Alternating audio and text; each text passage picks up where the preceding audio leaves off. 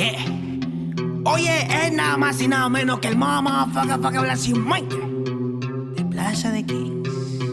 Estos bebés son Big Papo, dude. No sean rebeldes, deje el revolu. Yo no me quede, yo me hospede junto a Belzebú. No me remete, plebe, no soy leve como tú. Si hay algo que no muere, eso es el hip hop Perú. Y para estos pericotes traje una chica perica. Atrás te voy a mostrar como dos monstruos las trafican. No trate ni trepe, solo trote, señorita. Treque, donde la sangre salpica. Se aplica, te explica, replica. ¿Pa' qué? Aplica, practica, suplica con fe. A mi perro grita, yo lo mataré. Tu madre llora y canta la bandeja, flow peregrina, chivolo propina, ina, hacen base, mejor coja vaselina, no imagina, mi vida fuera de una esquina, yo solo quiero más chavo pa' comprar más chilindrina, gira, que somos puros animales rompiéndote todos los cristales, repete señales que a ti no te sale, ¿qué pasa compadre? Somos naturales, voy a llenar todas las editoriales, rate de mi huevo pa' los tribunales, tú eres un antianal, yo experto en artesanales, yeah, se me afaga la cimuita, soplú.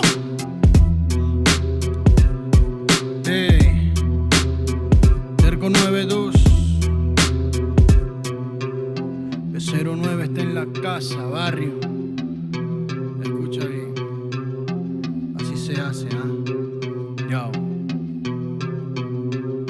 Tengo problemas de actitud y poca paciencia. Hablo si me da la gana, nadie me silencia. No quieren aceptar que pa' muchos soy influencia. La voz de los barrios que llega a tocar tu conciencia. Yo sé que muchos quieren llegar a ser tendencia y hacen lo que sea sin pensar en las consecuencias. Es la diferencia, yo mantengo mi esencia y ustedes por pegar han cambiado hasta de apariencia.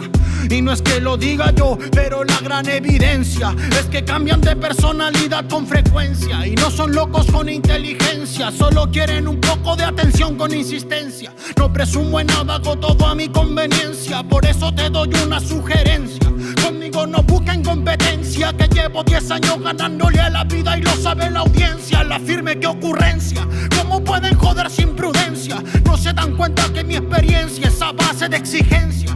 Mi trabajo es con independencia y el de otros de un productor depende de su permanencia. Sigo firme en la resistencia, dándole más rap en el track hasta por correspondencia. Que muchos disques evolucionaron, no es coincidencia. El dinero y la fama hizo que pierdan su decencia. Cerco 92, cuando quieras, donde quieras. ¿Cómo? Sí. He aprendido a sobrevivir de las maldades, comprendiendo que nada es como tú sabes. Pa' decir verdad, la lucho a diario. No me critiques, no me justifico, siempre hago lo que predico. Soy de barrio y rico en talento. De una me sacan por mi forma de ser y me acento en ella. A mi gente la está rompiendo por ser parte de este movimiento. Quiero saludar a las personas que nunca confiaron en mí, que hoy por hoy se paltean cuando me ven venir. Bye bye motherfuckers en estas líneas. Bye bye a fluir. Déjate llevar como hay people in the street. Yo. Déjate llevar como hay people in the street. Hey, hey, hey, oh, yeah, hey. 1, 2, 3, 1, 2, 3 es la torita aquí en la casa, primo.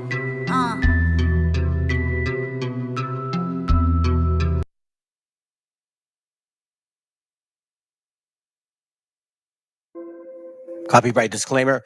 This content does not belong to Bible Chronicles or claim this intellectual property. The content provided today has and always will belong to the content owner. Bible Chronicles does not have any affiliation with the owner of this property. As mentioned, Bible Chronicles did not intend to make use of any material for the purpose of harvesting gain. However, Title 17 of United States copyright law states material in use can only be done when it's for theological or general educational purposes, and thus Bible Chronicles believes that this principal material falls under fair use, which honors protection under Section 107 of the same U.S. copyright law. Isaiah chapter 58 and verse 1. Cry aloud, spare not, lift up thy voice like a trumpet, and show my people their transgressions, and the house of Jacob their sins.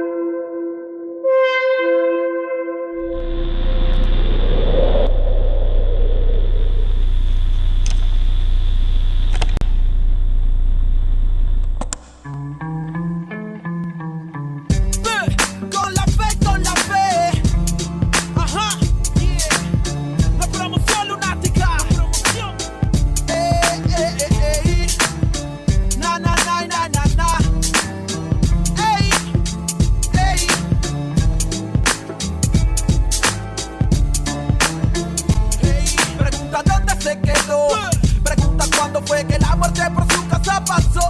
Pregunta por su vida y mira su cuerpo tiro en la mitad de la cabeza. Y se pregunta si es su muerto más. Si la muerte vino por él, llevándose alegría. A su hermana la puedes ver llorando todavía. Todos se preguntan quién, pero nadie puede responder hasta que pega el fierro en la mano del muerto. Ahora es un fantasma que vive pintado en una pared. El mismo que anda penando en el barrio. No está tranquilo porque caminando con otro la ve. Por la que se mató sin pensarlo bien. ¿Y para dónde es que se van? Cuando por una tonta razón se van aquellos que más quieres. Pregunto para dónde irán. Es uno menos en el barrio y uno más para el recuerdo. De pocos a pocos mi gente se desvanece, pero casi siempre son los que no lo merecen. La muerte de un inocente, lo sabe la gente, pero nadie dice que él se lo llevó. Se rompió un corazón, lágrimas de madre, sangre en sus manos y no lo comprende el padre. Recuerda que la vida no tiene un valor y grita al cielo, mejor recógeme a mi Señor. Pase lo que pase hoy, siempre con la mente tu recuerdo en mi corazón te llevaré. Para donde quiera que yo voy, pienso diferente, es que la muerte ahora está presente. Pase lo que pase hoy, siempre con la mente tu recuerdo en mi corazón te llevaré. Para donde quiera que yo voy, pienso diferente, es que la muerte ahora está presente. Dime dónde están los que desaparecieron, los que no volvieron, los que de uniforme se vistieron. ¿Dónde están los que ya no están del soldado Juan, que una bala traspasó su cuerpo con el ruido de una? Son historias como mi prima Gloria, que su cuerpo no aparece pero queda su memoria. Niña de 5 años que su aliento ya es agónico.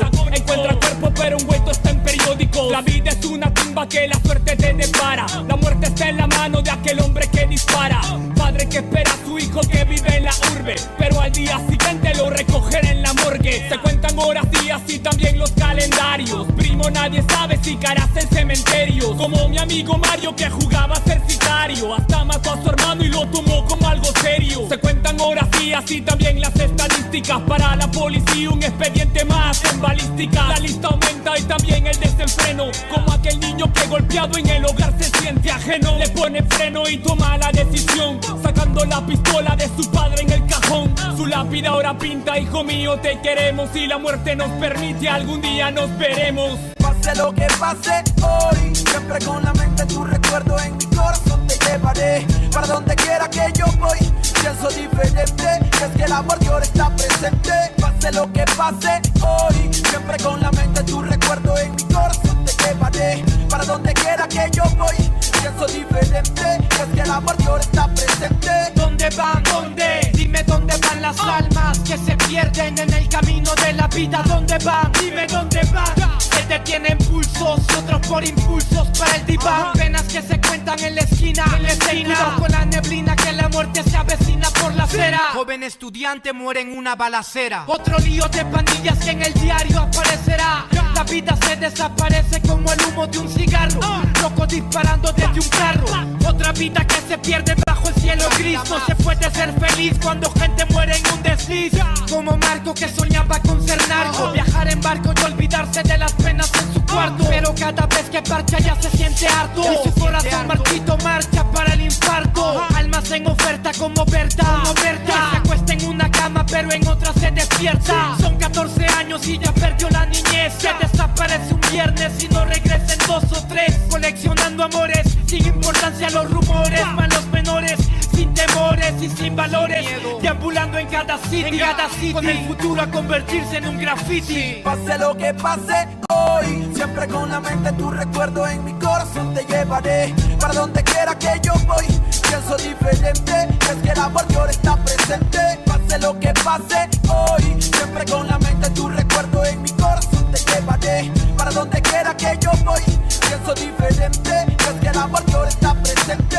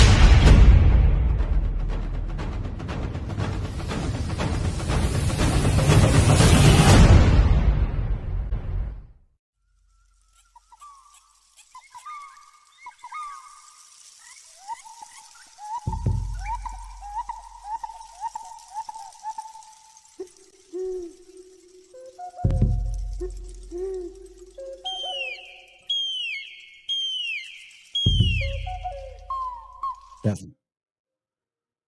All right, all right, all right. Yeah, yeah. All right, all right, all right. This isn't Public Enemy. How y'all doing? Good evening, man. Saludos. Shalom. Shalom. Shalom. However you guys say it. Hola, Pedro. What's up, Al Martinez? Politico. Oh, no, I know who that is. Jeremias, buenos dias. I know even though it's good night. Don't forget to wear your fringes, Ock. Yeah, I know, man. I have them on.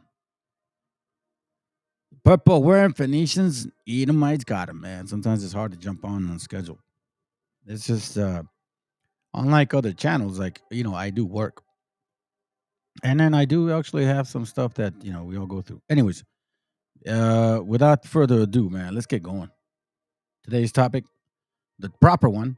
The other night I tried to do something and it was pausing the video. It was really bad. And I was getting upset.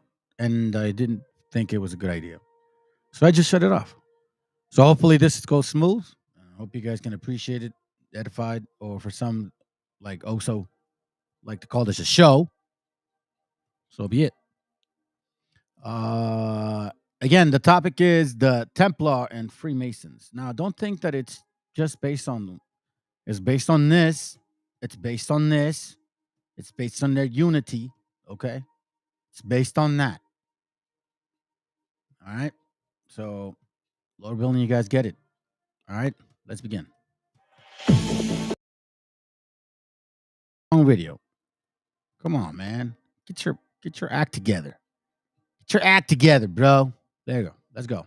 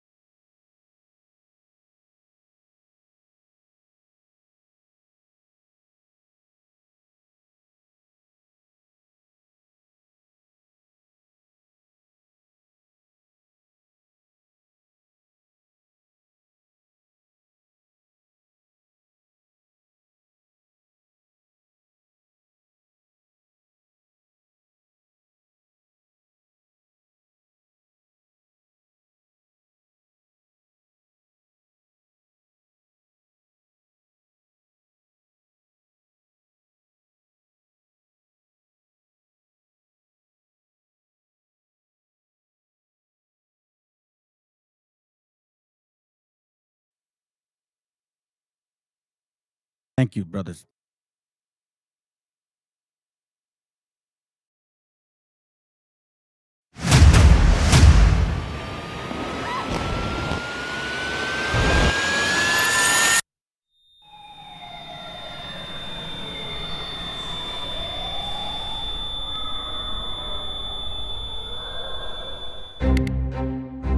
Palestine's Gaza is a small strip of land home to 2 million Palestinians, but it is essentially an open-air prison and the world's largest concentration camp. To understand how it all started, we need to go back.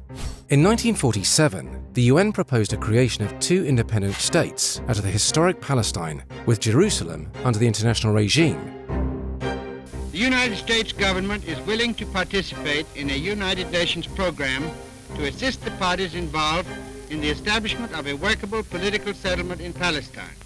Leading up to the 1948 war between Israel and the Arab states, as a result, majority of Palestinians were ethnically cleansed from their historical homeland by the Israeli occupational forces. Some of them made their way into this tiny enclave of Gaza. Today, 70% of people currently living in Gaza belong to those refugee families.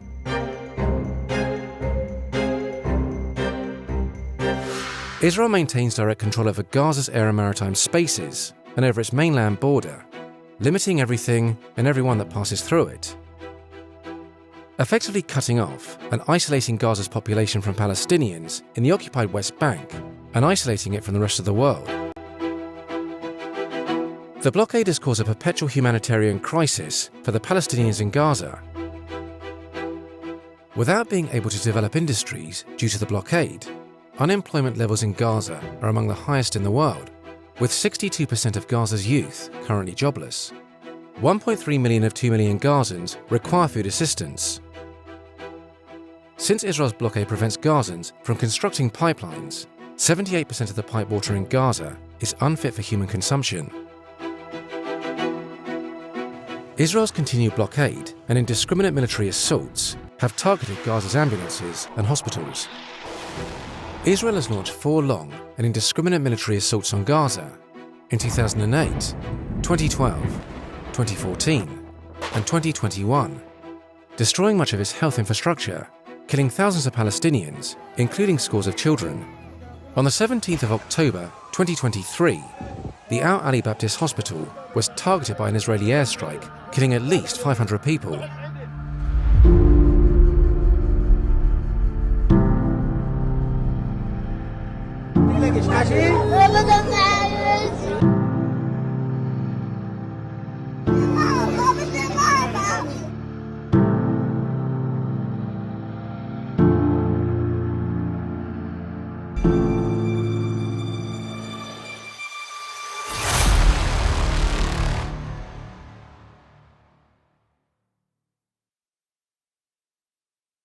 New ideas were You are an discussed. American, Yes. and I am Palestinian. You have your state, and I have the right to have my flag and my state.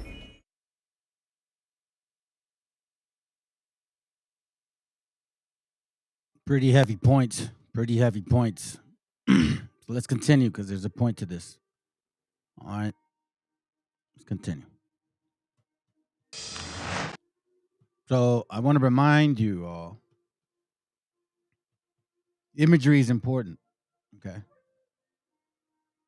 Now, you know, when they show how Israel turned Palestine into Gaza, that you look at the feed behind them. Now, keep in mind that all of this means something to all of us. We've heard it locally with particular people that are familiar. Now, this is the image that you guys get, and this is the perpetual image about us. So now let's hurry up and touch this real quick so we can get through this. Let's go. Now to a News Nation exclusive from the southern border, where the tidal wave of illegal immigration has extended into some places you might not expect.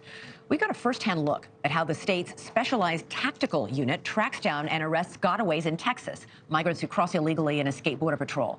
These brush teams work under the cover of night, with the goal, they say, of stemming the surge of migrants into the Lone Star State. They look like rats, don't they? When you're out in the bushes at night, when you're trying to chase something, you get a flashlight, usually an animal. Understand the feed. Understand the beast. Let's go. Correspondent Allie Bradley is live in Eagle Pass, Texas. And Allie, you got a ride-along on one of these missions. Most people don't get to see this. Yeah, it was a wild thing to be a part of here, Elizabeth. And the people missions, most people pass Texas. And Allie, you got a ride-along on one of You got to ride along. I want to see safari shows. these missions. Most people don't get to see this. Yeah, it was a wild thing to be a part of here, Elizabeth. And the people that are standing behind us here that are being processed by Border Patrol, those are the ones that are self-surrendering. Those are the ones who want to be caught. But this elite brush team is going after the individuals who are trying to remain undetected. So we were going out there, and it is not for the weak out there. Texas, it is very, very rough terrain. Everything has thorns. We had cactus thorns stuck all throughout our clothing and all along our legs and everywhere, because that is what it's like out there. And that is what the DPS brush team is dealing with and what they are going through every single day under the cover of night. Take a look. DPS elite brush team are blacked out. No lights, no reflectors, just pure darkness. They hit the road and on foot, using flashlights and drones. The thorny terrain, no match for the stealthy squad on a mission to find those who don't want to be found. You know, they passed all these news feeds and poor Israel, and and poor this and poor so-called African Americans and poor white people and poor, man, you know what? I am sick and tired, man. I am sick and tired. And I want y'all to be the same. I want you guys to feel the same damn way. Because you want to know something? This is all I ever see, and it intensifies every 4 damn years. This is a made up problem by the same people that are complaining in this country. This is a made up problem.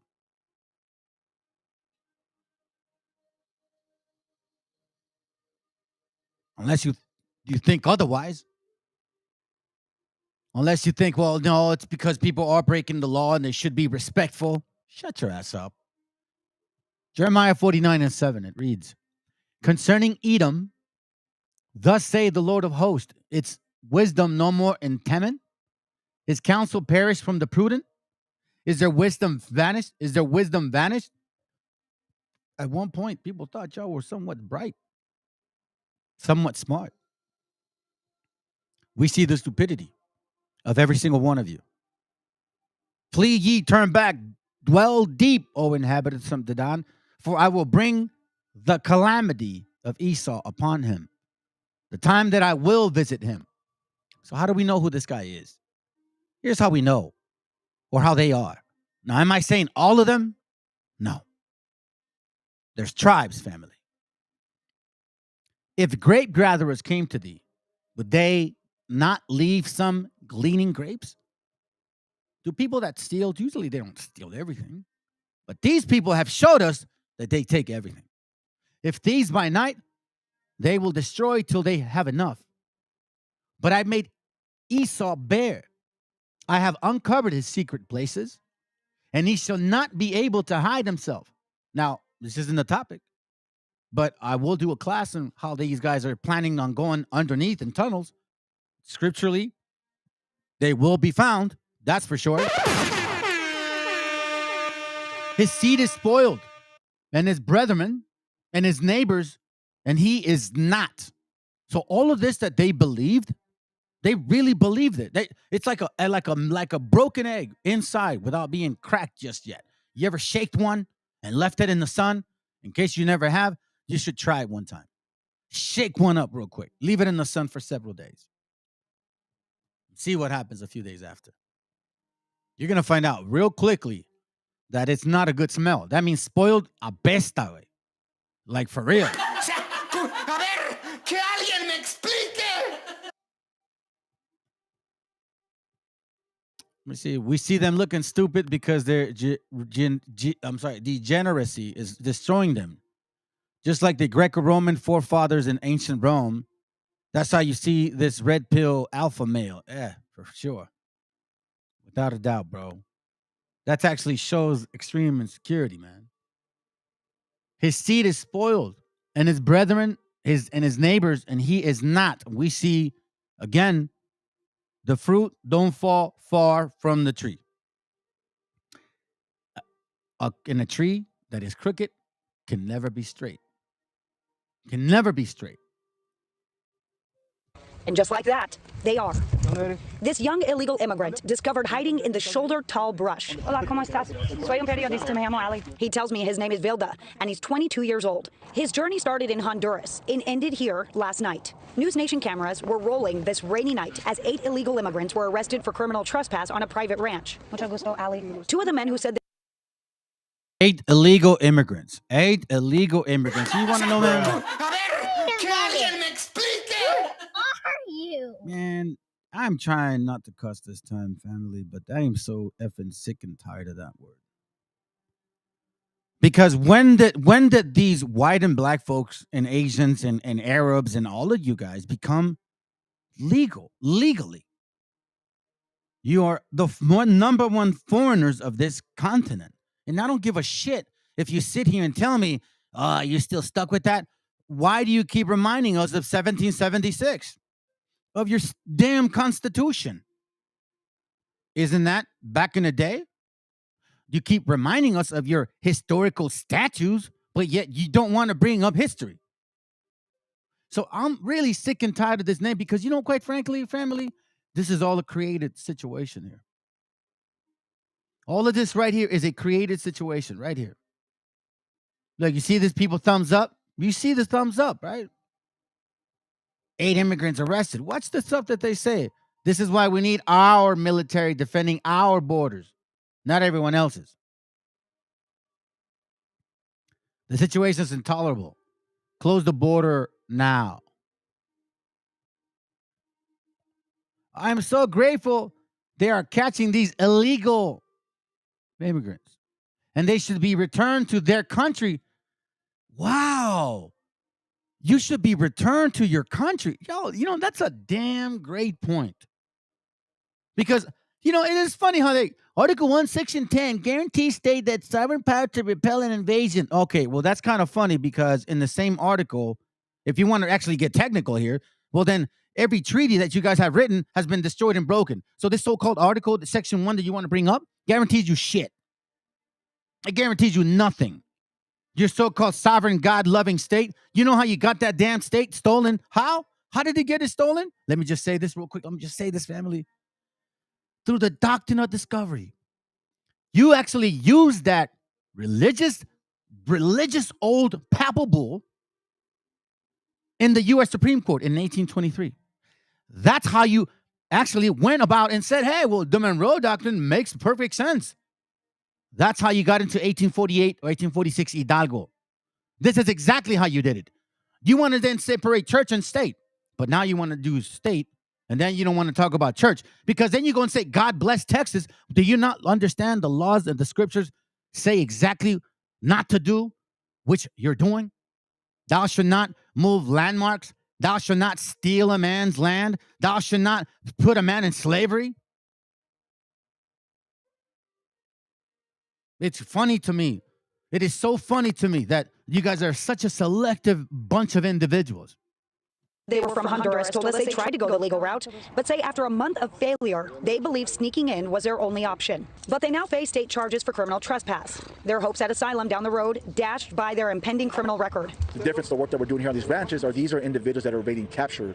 They're trying to go undetected, and in that case, they get picked up by human smugglers. We're trying to prevent that. What you're seeing right now, what you saw on these ranches are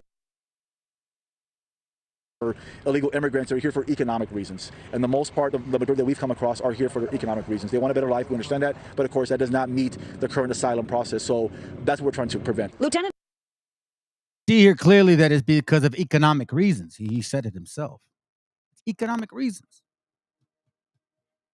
Again, Jeremiah 49:9, it says, if great gatherers came to thee, would they not leave some gleaning grapes?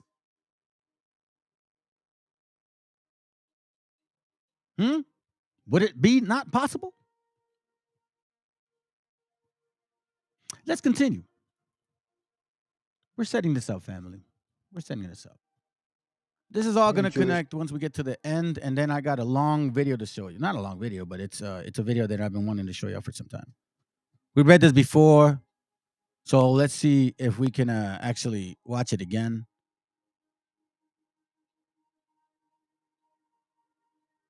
All right, so let's see real quick. Here we go. History, and it begins with 3 words. Dear Lord Rothschild.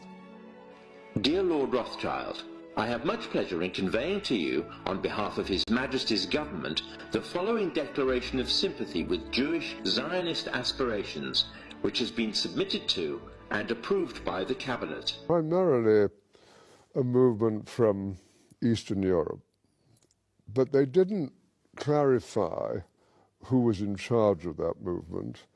And in addition, it was, after all, in Great Britain. So they felt that the Rothschild family should be the one to whom it was addressed. And Walter was Lord Rothschild, and he was a Zionist. If I could possibly ask you to read it for us. Yes, indeed. Yeah. I should be grateful if you would bring this declaration to the knowledge of the Zionist Federation. Yours, Arthur Balfour. And here it is, the Balfour Declaration. What do you feel when you see it here?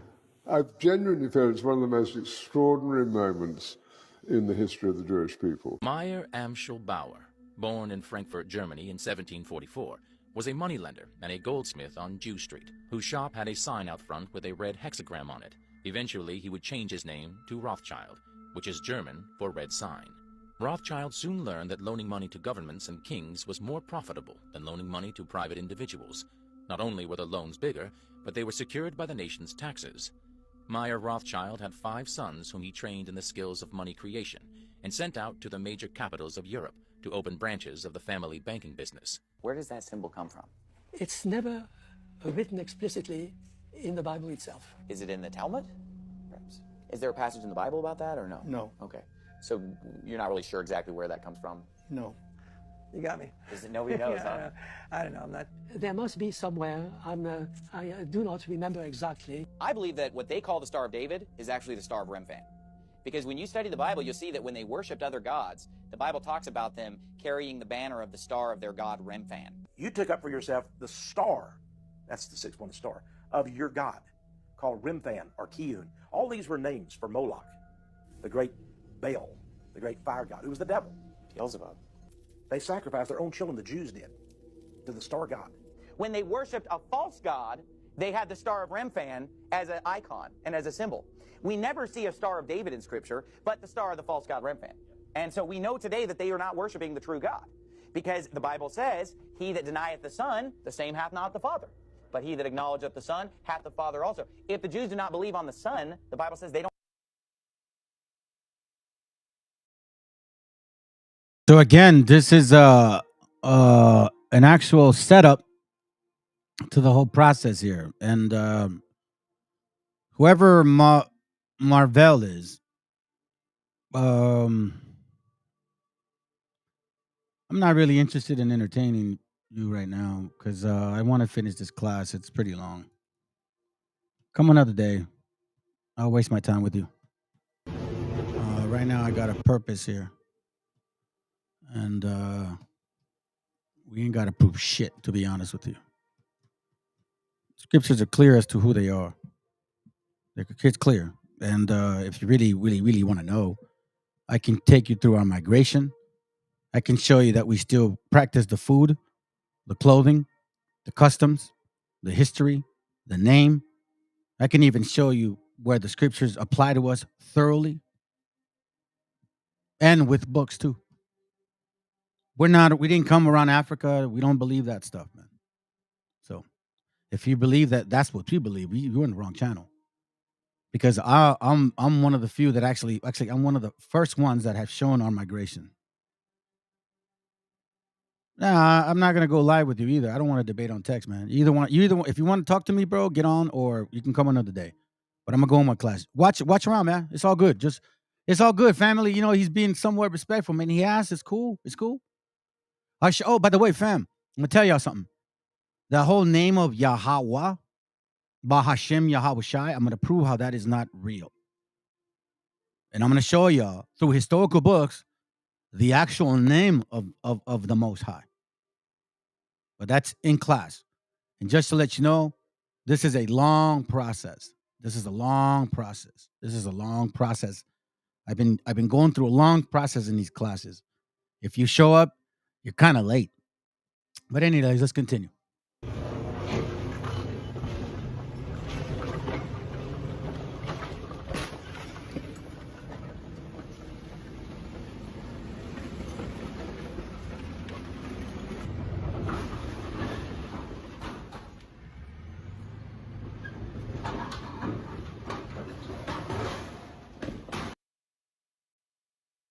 So as they're going to war, they're also destroying the territory.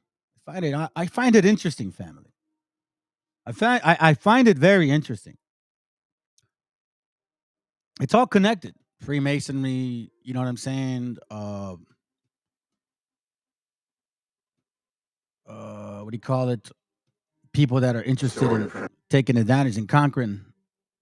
This is who they are. We're just going to go through the line and prove to them who they are as well.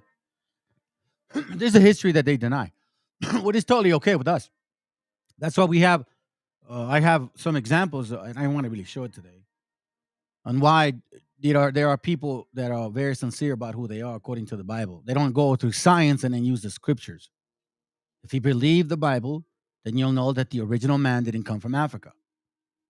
If you believe the Bible or the scriptures, he didn't come out of Africa. That's science. That's eugenics. Because in the scriptures, it clearly shows where the original man came from. Anyways, let's go. The story of Prince Hall, our founder, who was a great American and the first Grand Master associated with our first Grand Lodge and its expansion. Scott, the brother-in-law of John Hancock, a signer of the Declaration of Independence. Captain Scott delivered the letter and the money and received a charter, which he duly delivered to Prince Hall at around the time of the writing of the United States Constitution.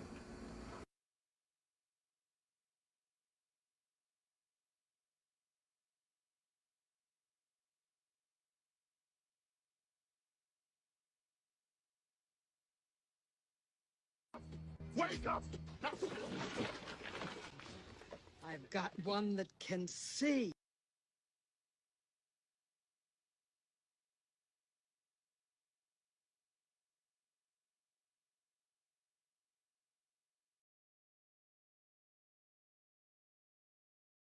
I can see. Got to show both of them. Here's more proof. We're going historically back and forth, fam, because I'm going to show you something. I'm going to show you something that we talked about, and it has to do with. Listen, unlike what you guys used to believe, right? Christianity is very attached to Judaism by you know who, the fake Jews, right? The ones that are hanging out over there that are crushing the souls of the Palestinians, which I believe some of them are actually are hinted. But anyways, let's continue to see and remember Freemasonry, the black conquistadors, the white conquistadors, the black Jews, the white Jews, the one that couldn't prove who they were, right? Even still to the debate. All of those things have to be cleared into why things are happening today. Remember, what was written aforetime was written for our learning. Right? Now, why does it say that? Because Ecclesiastes clearly told us that it was going to continue to happen to us, as Deuteronomy 28 said, and for signs and wonders. Upon thy seed forever. Let's go. Put a servant to be the captain of the ship, man. These people had, when they say history, they had titles and they had respect. They didn't just let anybody just be the captain of these ships. So we gotta dig into who they're saying the servants and dig into the real history of all these characters to see if they were breed servants or slaves brought to Europe. The earliest evidence of black conquistadors, the Spanish colonies, also comes from 1502. In that year, the new governor of Hispaniola, Nicolas de Obando, brought with him from Spain a number of Iberian-born black slaves, not only to work but to help keep the indigenous population subdued. All right, so look what it's saying here, saying this Nicolas de Obando, most likely a Moor or black conquistador, brought with him from Spain a number of Iberian-born black slaves. All right, Iberian, that's all Spain and Portugal, right? And it says that he brought them so he can help them subdue the indigenous population. More on more, black on black, right? They seem to have done the opposite. However, for within a few months, Obando had banned further introduction of blacks on the grounds that they incited native rebellion.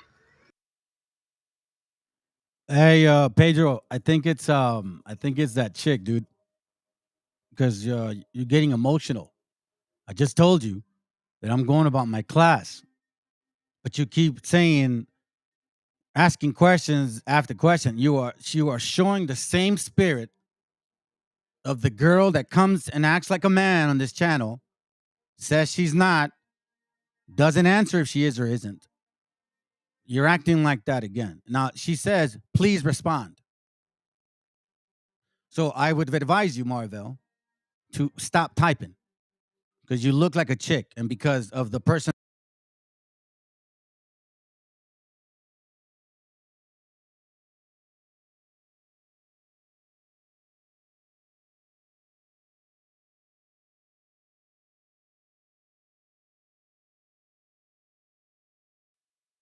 Nevertheless, in the ensuing decade came. Listen, by the way, just to let y'all know, this is that chick again. This is that chick again, family. You see how emotional this person gets?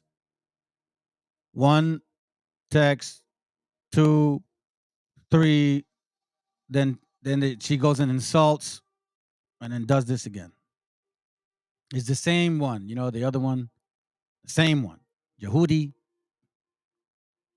So what I would tell you right now, Maxwell, or whatever you are, whoever you are, is shut up, sit down, and listen, because you're looking like a chick right now.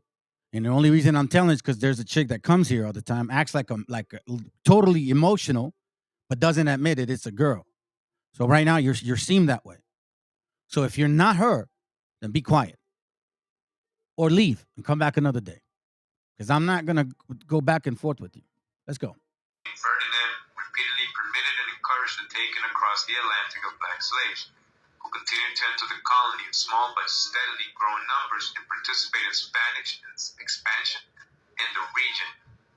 Right, so this is starting to basically sound like they're saying that they brought African slaves not to come work in plantations and to replace the indigenous slave population, but to actually subdue them and help them conquer and invade them. That's what we've been reading so far, right? You see this, family? So this is clearly showing what I've been showing, that it was a teamwork, tag team. And as we understand now, you got Edom, Canaan, Khazars, or Amalekites. You got the power, you got the muscle, and you got the financiers. You know what I'm saying? You got to be mindful exactly how that functions. Interesting. Oh, that was me. Puerto Rico. All right, again, in 1508, Ponce de Leon took armed Africans to help him conquer Puerto Rico. They helped Africans, the Africans helped them conquer Puerto Rico, like the books have been showing. But again, we know now who the financiers were. It's very clear to us. And that's who I'm targeting today. Not necessarily these guys. But let me remind you of the Spirit, because the Spirit bears witness. Now, I want to show something to y'all, family. What he's talking about is people that helped these Spaniards, right? These so-called white Spaniards, but they weren't. They were swarthy at times. These people called the Moors. You see this hat? That's why I keep saying, when they tell you who you are, when they tell you who they are, start believing them. Which is why the Spirit is expressing itself. There's no such thing as 12-tribe chart. Get that out the door. We already understand that. We know damn well that it wasn't just white conquistadors. It was black, West African conquistadors. A couple of North Africa, you know what I mean? But for the most part, it was that region as well. It wasn't just gringos. And here we get an example of who they're standing up for their history because they understand what happened. Let's go. This morning, I heard Mayor Brandon Johnson say that the sentiment in the black community is waning. A lie. The sentiment is not waning. We are not okay with you taking our resources and giving them to people who don't live here. As Mark stated before, you are preparing housing for them. One of the reasons that the city of Chicago was able to close 50 schools was because of the black flight. And the reason we had a black flight was because there is no affordable housing in this city. It is because the city of Chicago shut down the voucher system so that blacks who needed to get affordable housing could not. So they had no choice but to flee to other states. But now you found money for the migrants. That's right. We're calling foul. And then another thing you said was that the faith-based leaders were helping to bring around the sentiment. We haven't paid attention to faith-based leaders since Dr. Martin Luther King. And guess what? We're not listening to them now. We understand that they are bought and paid for. We understand that you control the narrative that they are trying to speak about. So let me just say this to you. We're not listening to them the same way we're not listening to you. What you're doing is not okay. And let me just say this other thing. Emerson Park is still closed. And our mayor has decided that because we didn't support migrants coming to our park, we just ain't gonna have a park. I call foul, Mayor.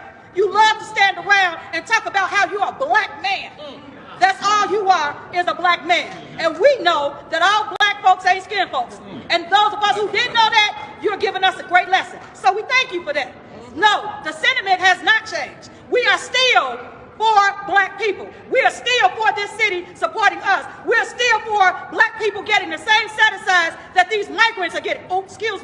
not migrants because what they are is illegal foreign nationals. You see what I'm saying, fam?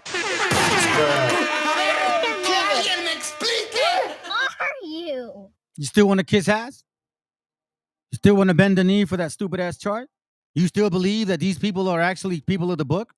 Both of them are showing you that they're not. Look at the movie Mississippi Burning. Who did they pull over, family? 3 kids. 2 in the front, 1 in the back. The 2 in the front were 2 so-called Jews. The 1 in the back, black. What a coincidence, right? It doesn't end. But again, this is not my target today. I've done enough classes of this. I've done enough classes of that. But I'm just showing you that it's coming from every single angle. Every single angle. And this is from people that are not even from this continent. Let's remember that. And this person just heard me speak Spanish, and she said, great, you're Mexican, right? Repeat what you just said. You have a problem with people that speak Spanish in your country, right? Yeah. Repeat what you just said. This is America. What did you just say to me? You don't speak Spanish. What did you just say to me? You are no one to tell me that this is your country. You're no one to tell me to speak one language because I know what I want to speak, and it's not my fault that you're not bilingual, and obviously you don't know Spanish. Your comment was racist and was using the restroom. Awesome. Un momento, Fíjate a qué nivel de racismo llega un vídeo porque soy americana y soy blanca. O sea, su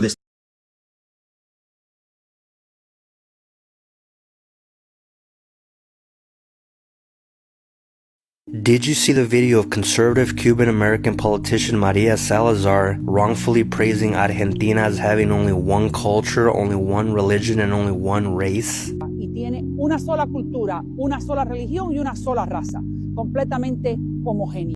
For context, when she said one race, she means Europeans. First off, even though it is true that 33% of Argentina is fully European, roughly 66% or 2 out of every 3 Argentinians are what is known as mestizos, meaning of mixed Native American and European ancestry. Secondly, almost 40% of the population is either non-religious or follows other faiths. Lastly, Argentina is a mix of many cultures from around the world. So to assume that it is only one culture is completely false. It's always these conservative Cubans that try so hard to act like Anglos. But at the end of the day, they will never be anything more than subservient lapdogs to their Republican masters.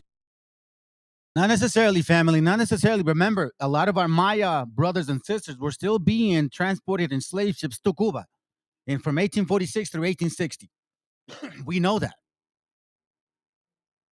So we know that a lot of them were Latinos, so-called Sephardics in a sense, some Ashkenazis, some Anglo, some Spaniards, some African bloodline, all of that. Some even are Hindus sold out as well.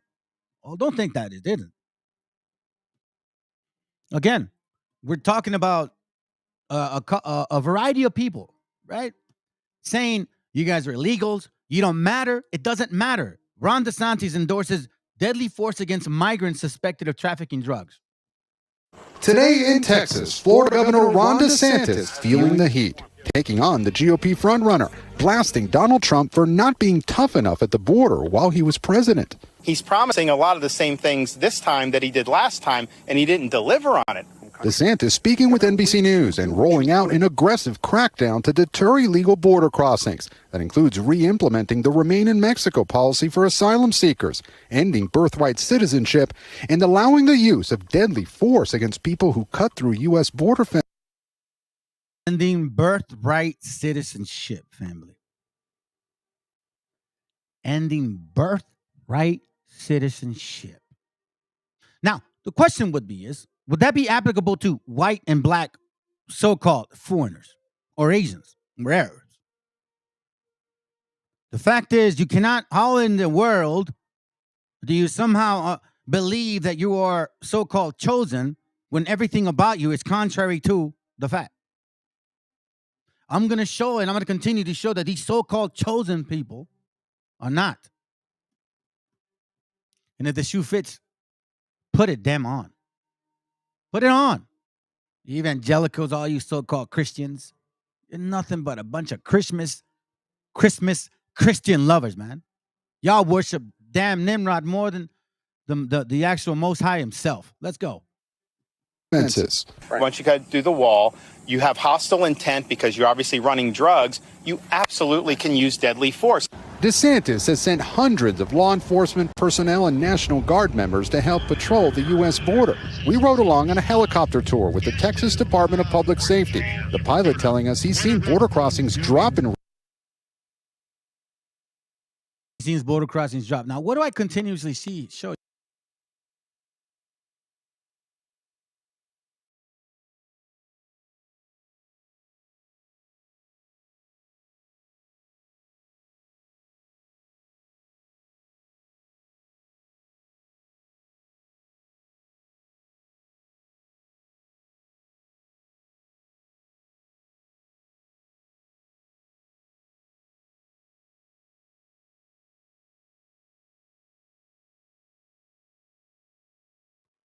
Thank you, family, but I wasn't actually I was trying to fix something. I'm glad. Deuteronomy 28:46, and they shall be upon thy seed for a sign and for a wonder, and upon thy seed forever. This is continuous to us. It continuously happens to us no matter what. However, we're being told that it's not racism.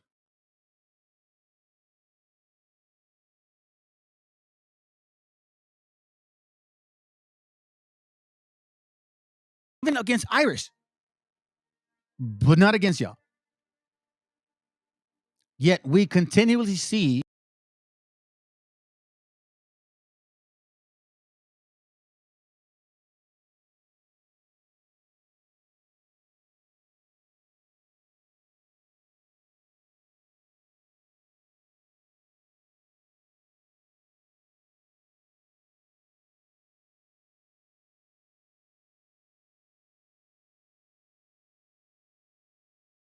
what's going on, family.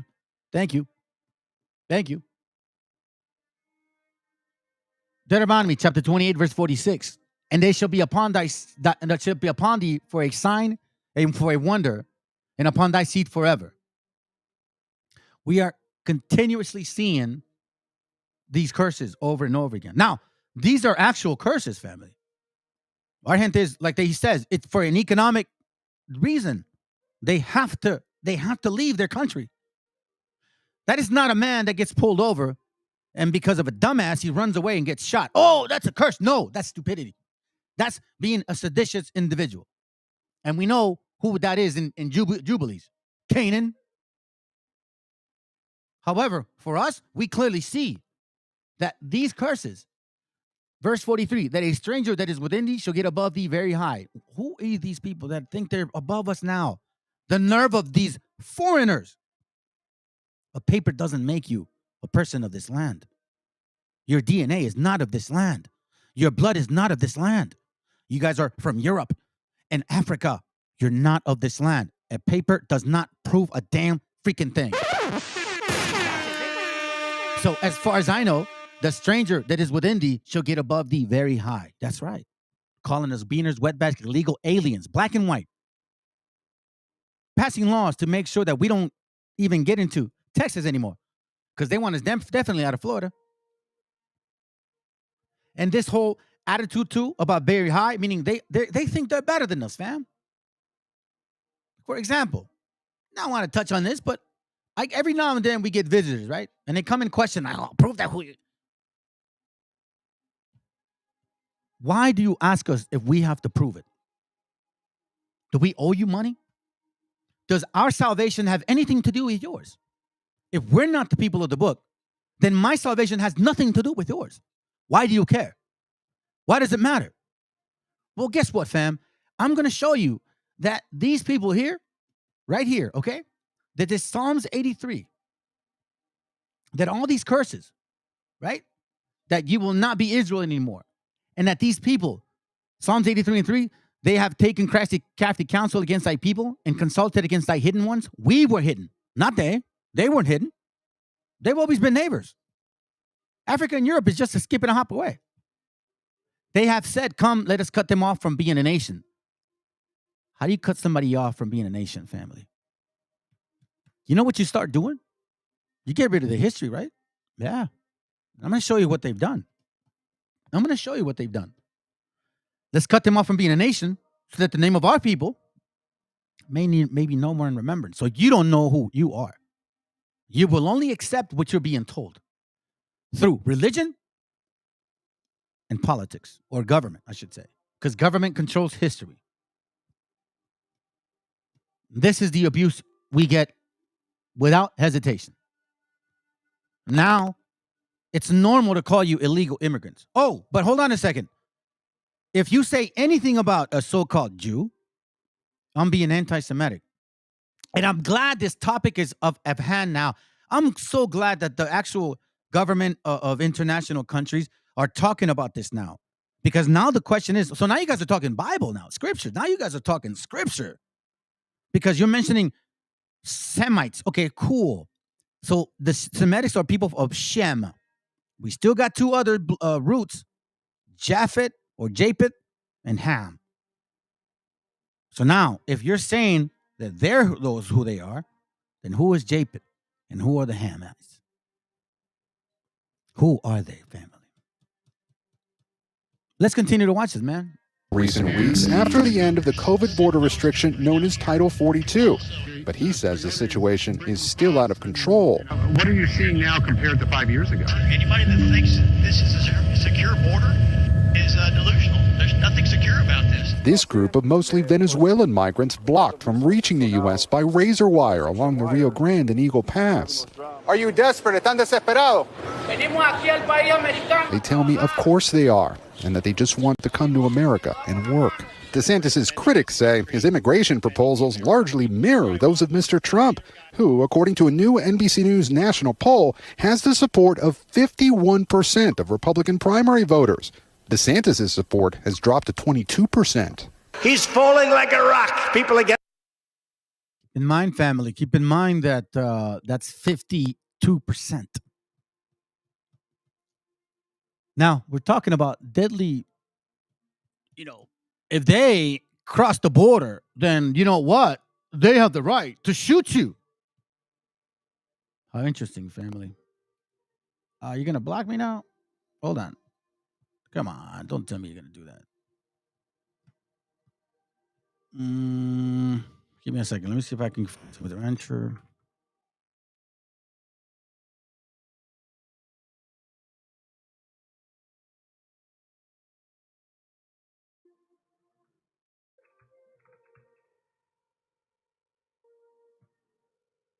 It's right here.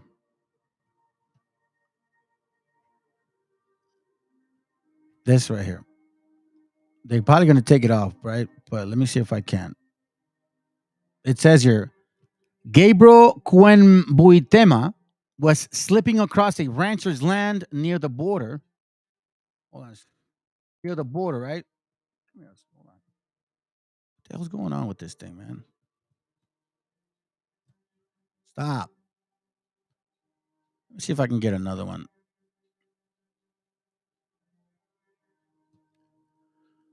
Check this out. Arizona rancher George Allen Kelly, murder charge downgraded to second degree in shooting of Mexican migrant. Okay?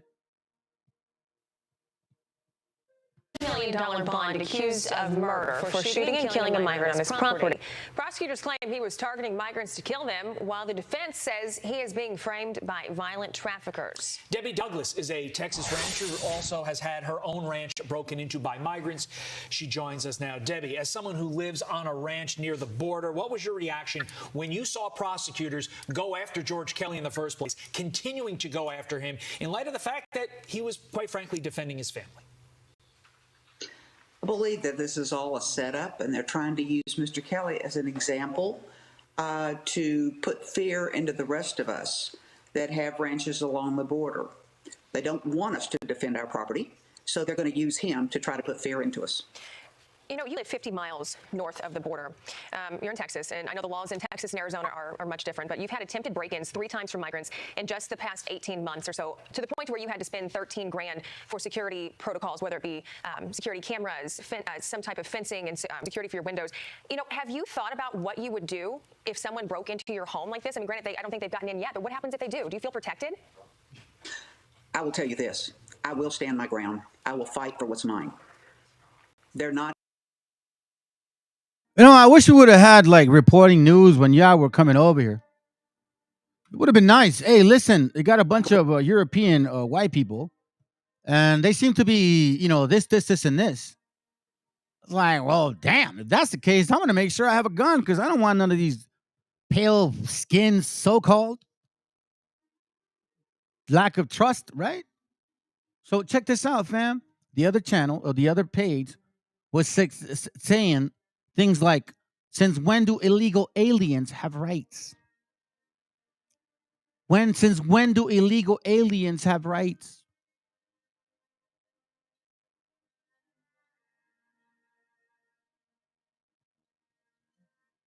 When you start talking about using deadly force,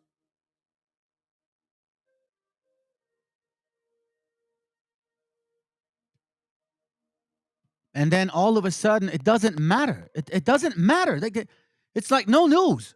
It's no news. It's not important. You know why? Because they ain't black or they ain't Jews, right? Or they ain't white. Those are facts. Those are facts. You want to know who's causing all of this, family? Before I do, man, let me get this scripture out. I wanted to read this a while ago. Just get to it. Psalms 36, man. Watch this real quick. Psalms 36. Let me read this real quick. Verse 1. To the chief musician, a psalm of David, the servant of the Lord. The transgression of the wicked saith within my heart. The transgression of the wicked saith within my heart, that there is no fear of God before his eyes, which is why they continue. They know exactly who you are, fam. They know. Now, the idiots don't. The little people, they don't. Oh, they're going to get a really painful experience when they find out. Because it's the least expected people. There is no fear of God before his eyes. For he flattereth himself in his own eyes, meaning vanity. Which is why the scriptures say, learn not the way of the heathen. Their customs are vain. Their mentality is vain. It's even Proverbs say that. Envy not the oppressor. Choose none of his ways. Because for he flattereth himself in his own eyes, meaning he's full of vanity. He's idolatry towards himself. Which is why you want to see a white Jesus or a black Jesus. That's what your nation is about. Or an Asian one, like Buddha. Or you want to, or a wok, or a rock, or whatever, yourself.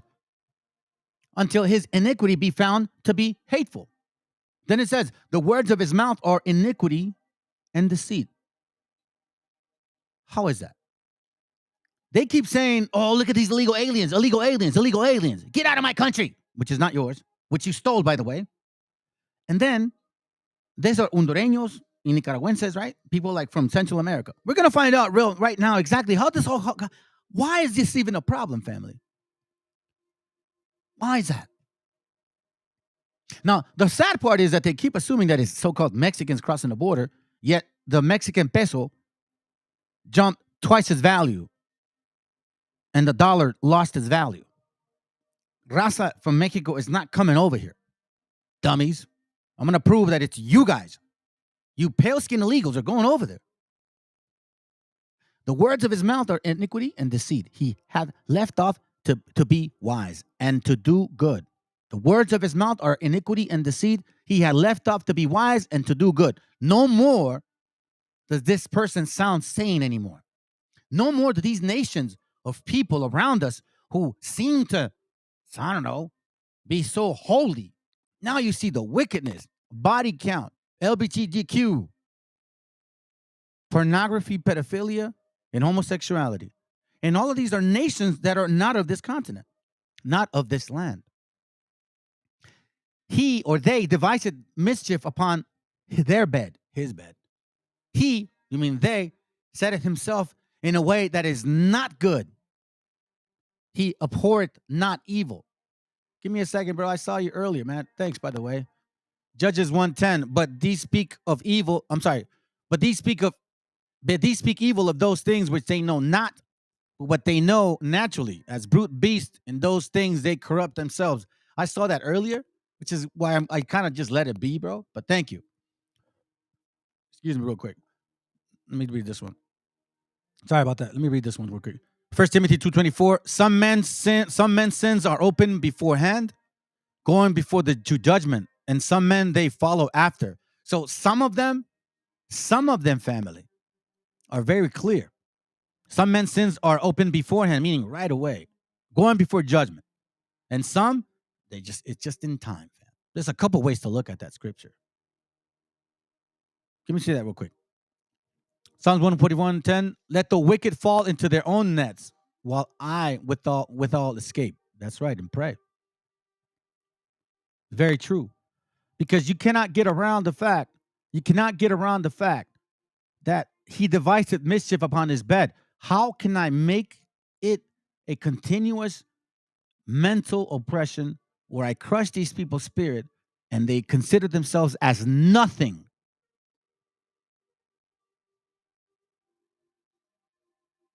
Yeah, it's true. And they're running from this country. But check this out. Let's find out how they created all of this problem. Because you guys that complain, this is why when the time comes to pay the piper, you're gonna have to pay. South American country which has had its government overthrown by the CIA since 1947. Costa Rica in 1948. Guatemala, 1954, El Salvador, 1979, Nicaragua, 1981, Panama, 1989, Paraguay, 1954, Brazil, 1964, Peru, 1968, Chile, 1973, Uruguay, 1973, Argentina, 1976, and Venezuela in 2002.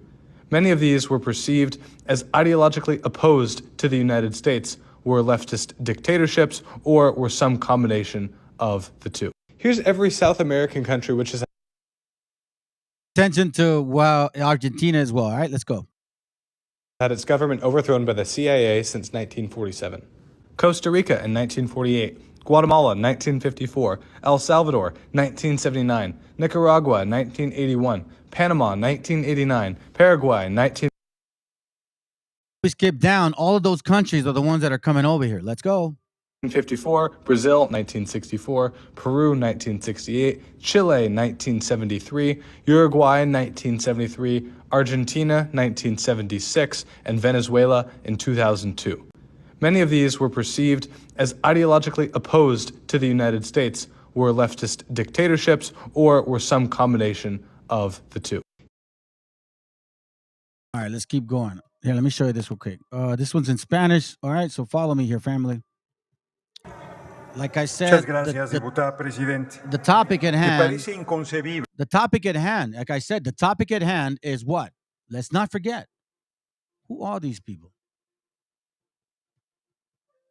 So now I mentioned we're going to stop at around this minute here, 3:36. So I'll start off right here. Okay, let's go. Desarmados, inermes, 10.002 personas asesinadas. 4.104 niñas y niños asesinados. Desarmados, inermes, 10.002 personas asesinadas. 4.104 niñas y niños asesinados. Las imágenes en las redes son brutales. 4.104 niñas y niños. ¿Qué hicieron esta niñez para merecer una muerte tan infame? 2.641 mujeres, 25.000 heridos, 67% de los asesinados mujeres y niños. A 23 días del genocidio, iban 23 periodistas asesinados, 134 médicos y enfermeras, 489 adultos mayores, 63 funcionarios de la ONU, 10.000 muertos y desaparecidos, ya son 10.002 los muertos, no están contabilizados el número de desaparecidos, 3 iglesias destruidas, 47 mezquitas, 219 escuelas, 200.000 edificios destruidos, servicios de salud y ambulancias 200 y todavía no se daba el ataque a las ambulancias que transportaban heridos para llevarlos a otro lugar, hospitales fuera de servicio 12. El discurso en contra del terrorismo y del ataque original de Hamas no tiene cabida aquí, porque lo que estamos viendo es un Estado nacional, el Estado de Israel, atacando a población civil indefensa, de todas las edades, niños, mujeres y adultos mayores por igual. El Estado de Israel, con toda su fuerza bélica, con todo el ejército, con todos los recursos económicos, con el apoyo de Estados Unidos, dio un corredor de salida para la Franja de Gaza y acto seguido bombardeó a los civiles que se desplazaban por ese lugar. ha atacado los hospitales donde civiles se habían resguardado, además de la gente que necesitaba atención médica. Las imágenes son monstruosas del genocidio. Nadie puede subirse a esta tribuna a defender semejante barbarie. El peor genocidio transmitido en vivo por los mismos funcionarios del Estado de Israel que han subido a las redes sociales las imágenes de los bombardeos correspondientes. Aquí no estamos hablando de antisemitismo porque tanto el pueblo palestino como el pueblo judío son semitas. There you go, right there. That's there. So now on the president, well, the floor with this government in Mexico, he says that you can't say that they're anti-Semites because they're both Semitic. So now my question to you is this. If they're Semitic, who are you? Who are you? But you guys know there's Shem, Japheth, and Ham, right? I want to show you this real quick, family. See, I'm jumping to these things because I'm trying to help you connect the dots, fam. Let me read this to y'all. Bad news for Jews, it says. Now, bad news for Jews, it says. How 6 U.S. and U.K. media moguls aided the Nazi regime. What exactly is this? What am I talking about? Watch this. Oh, my bad. So Hitler says he expects... Okay, hold on a second. Who is this guy here? It says, in the newspaper Axis, historian Kathy S. Olmsted details how prior to World War II, press barons, including William Randolph Hearst, worked to sway the public towards Hitler line. Now, what is this right here? Check this out. What is the meaning of this word? It means a member of the lowest order of the British nobility. So somebody in high regards, okay? So check this out. In 1934, Lord Harold Rothermere, the owner of Britain's Daily Mail, filed a story from Munich praising Adolf Hitler. The article was published when Jews were being ousted from public life in Germany, and the Nazi Party had already established a large network of concentration camps across the country. Now, it says here that this man assured his readers that the stories of these atrocities were widely exaggerated. The restaurant and the hotels in Munich were bustling with German Jews during the festive seasons, and none showed any symptoms of insecurity or suffering. Again, the restaurants and hotels in Munich were bustling with German Jews during the festive season, and none showed any symptoms of insecurity or suffering. That's what they wrote, correct? Now, it says the Nazis needed to control the alien element and Israelites of international attachment who were insinuating themselves into the German state. As Rothermere put it in an article he personally penned in 1934, the Daily News Mail also cheered in British Union of Fascists, a party led by Sir Oswald Mosley in Britain that was notorious for support of Hitler, and his anti-Semitic propaganda, which is funny because Hitler was a Jew too. Now, California-based historian Kathy Olmsted, the new book, Newspaper Axis, 6 Press Barons Who Enabled Hitler, profiles Rothermere and 5 other powerful media moguls, Anglophile in the Anglophile world on both sides of the Atlantic between 1933 and 1945, all of whom took a pro-Nazi editorial line. So Lothbrod was a pro-fascist who had a deep sympathy for Adolf Hitler. Olmsted tells us the Times of Israel from her office at the University of California, Davis, where she chairs the history department. Okay?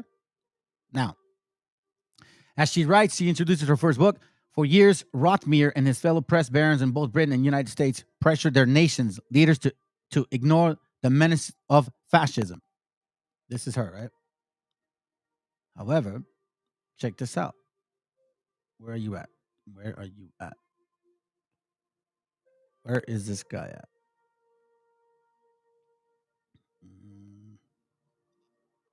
So these guys have media power. Okay?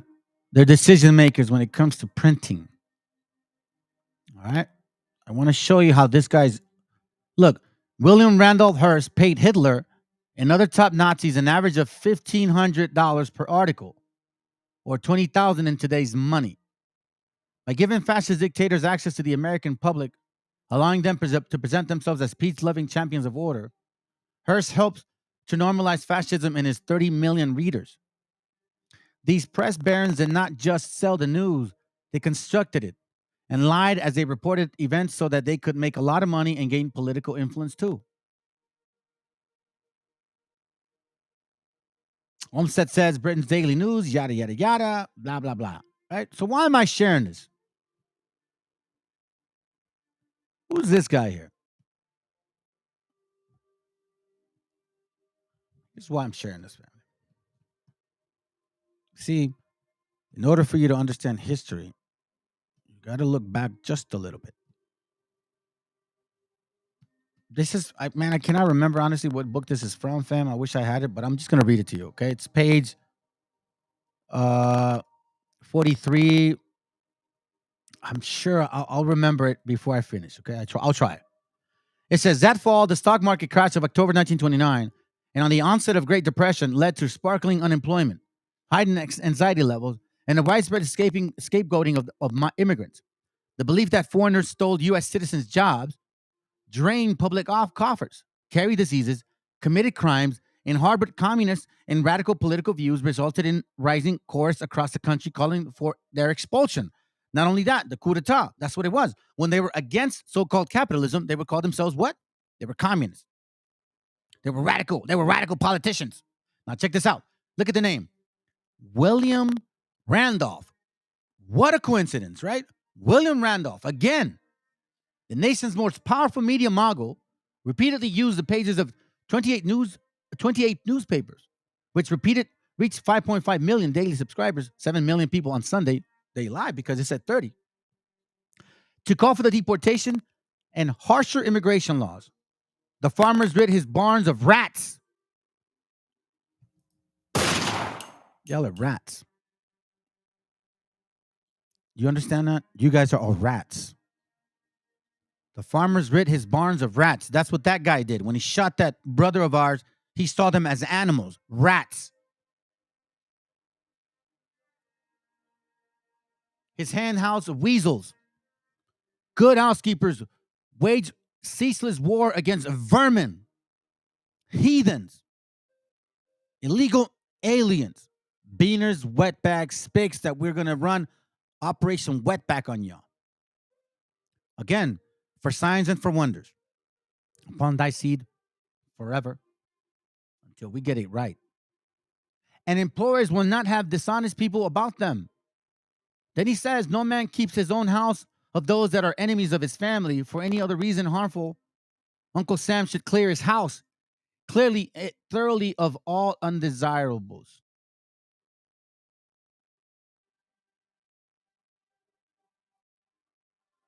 Despite our disastrous experience since colonial days, creating race problems after race problems, Negro, Chinese, Japanese, Filipinos, and now the Mexican Indian, have we learned anything as a nation? So they said. Oh, but that's not all, fam. I got more for you. Do you remember this guy? You see, that's why it's important that you study and don't let someone else teach you your own history. Remember this guy here? Juan Zumarraga. You guys remember this guy? This was the guy in the Lutheran newsletter, right? That clearly shows us that he was one of the reasons why we never had a Bible for 500 years. It was one of the main reasons, right? Remember this page? From the Lutheran newsletter, it says, Dr. Francis A. Borden, this was written in 1900, September 7, 1900, 1900, okay? Dr. Francis A. Borden relates the following about the first Bible printed in Mexico. The first Bible printed in Mexico in the Christian Advocate. The printing press, remember this, came to Mexico in 1539. Remember, in 1539, they came to Mexico.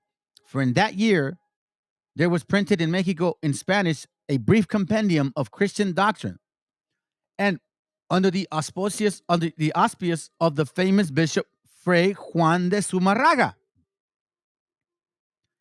These guys, it says here on the bottom, just for the sake of hurrying up to the point, Spain not only did not give Mexico a Bible, but sternly prohibited the publication of any part of the sacred scriptures in the language of the Mexican people.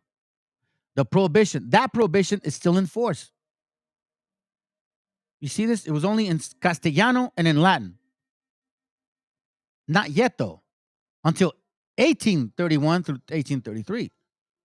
But it was, like it says here, from 1539 to 1810. Okay? So Juan Zumarraga had everything to do with the Christian compendium, which was I'll show you. The Ave Maria, Padre Nuestro, Diez Mandamientos, and Credo. He was the reason why, right? It says here, let me see if I can try. Why is it in Spanish?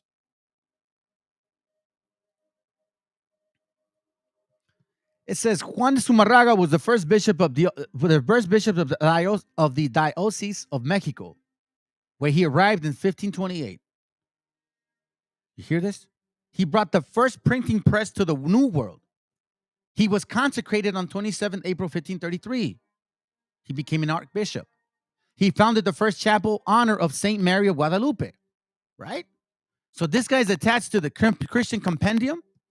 He's attached to those 5 things that we were obligated to learn, which if you learn, for whatever reason, the pyramids. Hold on. If you learn anything outside of that, you would be killed. Check this out. This is from the Mysteries of the Mexican Pyramids, page 16. It says here, according to the Spaniards, Indians were supposed to know only the Our Father, Ave Maria, Credo, and 10 Commandments. Reading and writing was considered as dangerous as the devil. So not only did this guy not allow you to read about your history, right? Well, first of all, he only allowed you not to read the whole Bible, or technically your history, but he was limiting as to what you could learn. So he had authority to print. Now you wonder, how does this bishop have authority to print? Who helped him? Well, let's move on to this here. The first bishop of Mexico was Zumarraga. Okay, we understand now. Check this out here real quick. The printing press here. In 1539, he had Juan Kronberger set up a subsidiary of his printing house in Seville in a house owned by Zumarraga. Huh. Interesting, right? Fray Juan de Zumarraga was working with who? Juan Kronberg. Like, who's this guy? But let me show you this real quick. They brought Primera Empresa, the first printing press in Mexico. You see this? It was in 1539, like I read to you before, like the Protestant wrote. It was a branch of Juan Kronberger printing press in the city of Tenochtitlan. This idea arose in the mind of Fray Zumarraga, since upon his arrival in New Spain, he realized the need of a typographic worship in the New World. What the hell is that? Typographic means or relating to occurring the use of typography, which is letter press printing. I don't know. I'll look into that after. But you understand now in these times. Now, who is this individual that we're looking at now? John, or the German printer Jacobo Kronberger, who is probably the most illustrious printer in Spanish history, arrived in Spain. He introduced the machinery of German origin. Huh. Now, who are these characters? Now, when I read Jacobo, I'm like, wait a minute, Jacob Berger. Hold on a second. So now it made me look. I'm looking, and then I find this. This is from, well, we'll see right now. JewishPublicLibrary.org. And here it shows the book that he wrote. And here it says how they're giving him honor. It says in 1536, barely a half a century after Venice, Rinaldo de Novimaggio published the JPL copy of Josephus' Antiquities of the Jews, Seville's Juan Kronberger published our copy of the Spanish translation of De Bello Judiaco. These people, my friends, my brothers and sisters, if you're listening, were these so-called Jews. So these so-called Jews owned a printing press. Now, we understand that this Sumarraga guy, this character, you know, that he was the reason why well, I mean, like it says, you know, that he was a what do you call it? He was responsible for working with the Archbishop Sumarraga. Okay, so now check this out. This Sumarraga character is involved in a lot of things, family. It says, December 1531, Juan Diego, a Mexican Indian and recent convert, had a vision of a young woman on the hills of Tepeyac outside of Mexico City.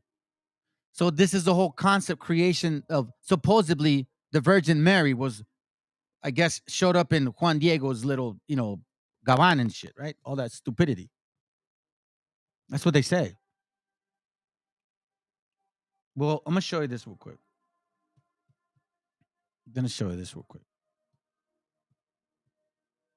This is from page 133 of Quetzalcoatl y Guadalupe, okay?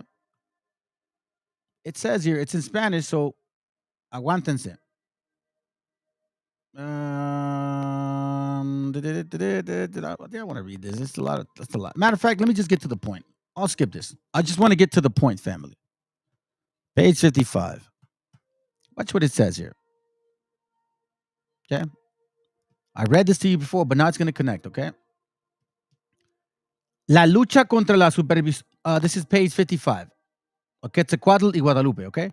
La lucha contra la supervivencia idolátricas o su rebrote ofensivo se asemejó por sus fines y sus métodos al combate librado por los inquisidores de la península contra la herejía.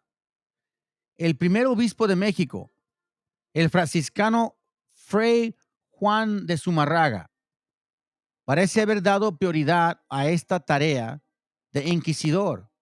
Fue a sus ojos el complemento indispensable de su obra indigenista. Al mismo tiempo, le creaba el colegio de al mismo tiempo que creaba el colegio de Santa Cruz de Tlatelolco para instruir en la doctrina cristiana, meaning the Christian Compendium, right? A los hijos de los caciques indios. Zumarraga perseguía a los caciques apóstatas, vueltos después de bautismos a su idolatría nativa. Gracias a eso disponemos de las actas de las declaraciones de los indios acusados por ese primer tribunal de la Inquisición, que comenzó a funcionar en 1536. La fe de los neófitos indios y su observancia a las disposiciones de la iglesia eran dudosas, pero el celo de Zumarraga lo llevó a exceso que, después que hizo quemar en público en 1539 al cacique de Texcoco y en 1545 el Jan Huitzlan, causaron la desaparición del tribunal hasta 1570. So this Zumarraga guy, watch what he says here. El historiador dispone pues de una perspectiva de cerca de 10 años que coincide con el ministerio de Zumarraga para estudiar las manifestaciones más o menos clandestinas del politeísmo mexicano. Excuse me. En Nueva España. Para el muy largo periodo siguiente, estamos reducidos. Well, I don't got to read all that. Here we see that he was literally in his spirit to get rid of anybody or anything that wanted to come back to that whole so-called history of ours, right? You think, well, it's not a big deal. Okay. History repeats itself, family. This is from a book. I'm so happy I got it. I'm so happy I got it. We're going to go to page 136, but it's called El Río, okay, by Wade Davis. This was printed, well, you see the author, 1953. Check this out. Let's go to page 136. So now we're going to find out this guy, what he did. So, we just read that he burned our gente. He would chase them and stuff, right? When you read history about this guy, they make it seem like, oh, he cared for the natives so much. He fought for their rights. Shut your ass up. He didn't fight for anything. This is what he did, fam. Guess what he did? This is what he did. It says here. We'll go here. Prácticas rituales como estas horrorizaban a los españoles. Poco después de la conquista. Hold on a second. Poco después de la conquista y en gestos característicos de la época, Juan de Zumárraga, el primer arzobispo de México, hizo registrar todo el país en busca de cualquier manuscrito o artefacto que contuviera información sobre las civilizaciones sometidas o de cualquier hereje que todavía practicara las antiguas creencias. Luego, en una orgía final de destrucción, en una hoguera alimentada tanto por seres humanos como por miles de textos religiosos, trató de eliminar la memoria de todos los antes transcurridos. Tales actos de violencia fueron comunes en México después de la introducción de la Inquisición de 1571. Y los indios que consumían peyote se contaron entre las víctimas. Basically, family, what he did is he made sure that he burned all the books. So this Zumárraga, not only did he say he saw the Virgin Mary, because that's what he says in page 113, which I was going to read, but I don't really want to. I just want to keep going. He's the one that said he saw the vision of the Virgin Mary. He's the one that said, listen, write that it was a native that saw it. He's the one that him and the so-called Jew came and brought a printing press in Mexico and made sure that there was nothing printed about the scriptures fully in our language. But Zumárraga made sure to destroy all of our history, all of our books, and only teach us El Credo, Padre Nuestro, Ave María, 10 Mandamientos, and El Rosario. Damn. And on top of that, family, on top of that, it's not even over yet. It's not even over yet. Check this out. You're going to remember this name. This guy here. This is on page 137, right next door, right? Las tierras de zarzas y mezquites, la rea mexicana, yuco y docenas de especies de cactus. El desierto era en la época de la conquista elementos naturales de los teochichimecas y los guachichiles, cazadores y recolectores nómadas, pueblos que según Sahagún habían usado el peyote durante cerca de 2000 años. De hecho, lo sabemos ahora por recientes descubrimientos arqueológicos. Los pueblos nativos de México han comido peyote al menos desde hace 7000 años, es lo que dicen. but I wanted to show you his name, Sagahun. Now, this guy, Sumarraga, burned these books. This guy, again, takes our scriptures, burns our history, teaches us a doctrine, and they make sure never to notice again by what? Giving you the Virgin Mary. You have to connect the dots, family. If you don't connect the dots, you'll never know what they're actually doing. Because now that you understand what transpired, now this starts to make sense. This is from the 10 Tribes of Israel found by Barbara Simmons on page, I believe, 7, if I'm not mistaken. Yes, page 7. It says this, just a couple ones. It says, Sagahun further complained that he was forcibly deprived of the very valuable paintings representing the great temple with the court by which it was surrounded, which he says was sent to Spain. Okay? Hold on a second. Let me magnify it a little bigger. Sent to Spain. It is very evident that everything in Mexico, calculated to draw attention to the ancient history of the country, more especially if connected with religious recollections, was carefully removed from notice immediately after the conquest, Inquisition. Pieces of sculptures were mutilated or buried. Paintings were burned. What did Sumarraga do? Burned them. Temples were edified. That's everything that we know of. It was Sumarraga that destroyed it. He was in power. He was in charge. And who helped them market and promote this? The printing moguls who are still in power. Who is the printing mogul? The media. Who runs Fox? Who's still promoting this crap? Who has kept doing it over and over again? This is a teamwork, family. It's not just one nation, Edom, what these damn Canaanites want to make you believe. Because that's what they want to make you believe. Because the true Hebrew will look at it across the board.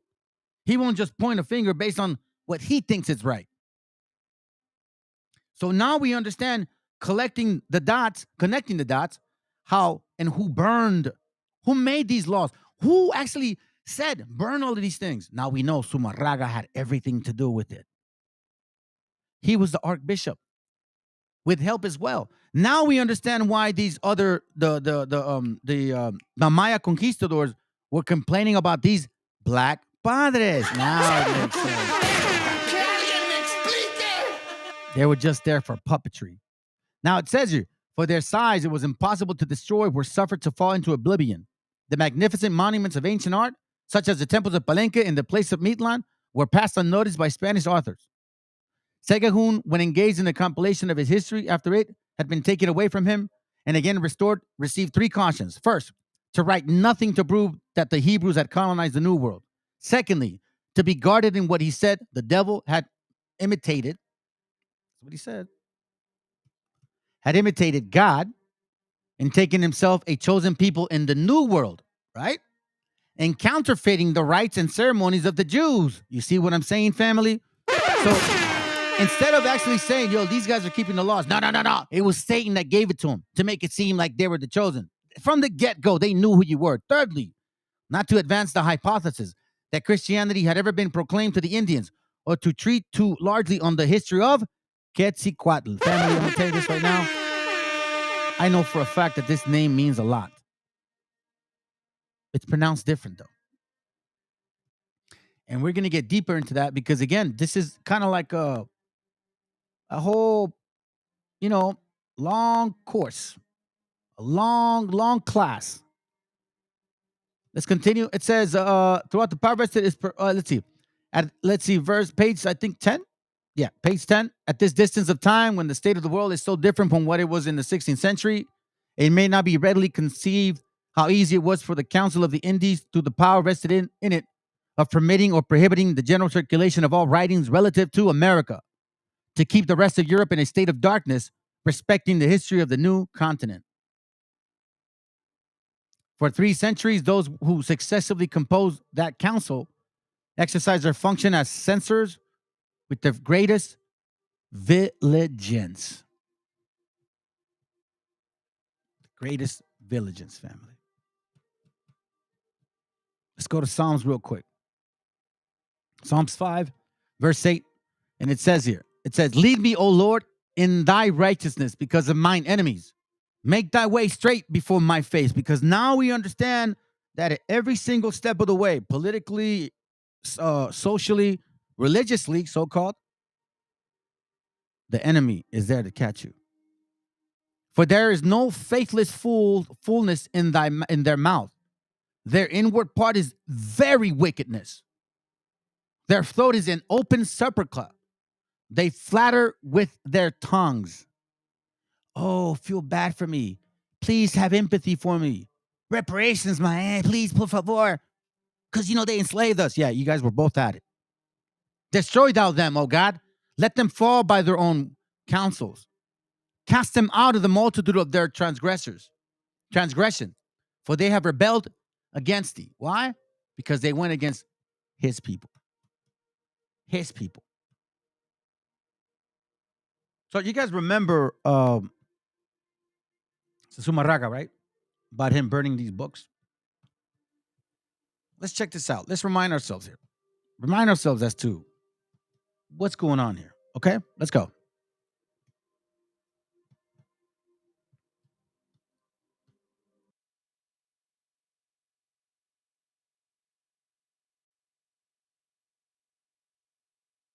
Books represent humanity at its best and its worst. To burn books is simply a fundamental repression of ideas.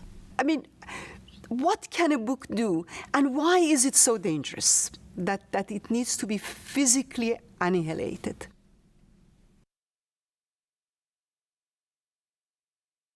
What can a book do that has to be burned, destroyed, mutilated?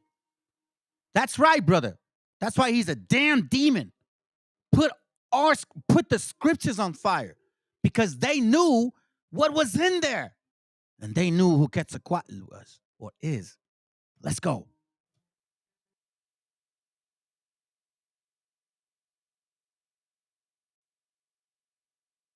That old saying, family, where books are burned, in the end, people will be burned.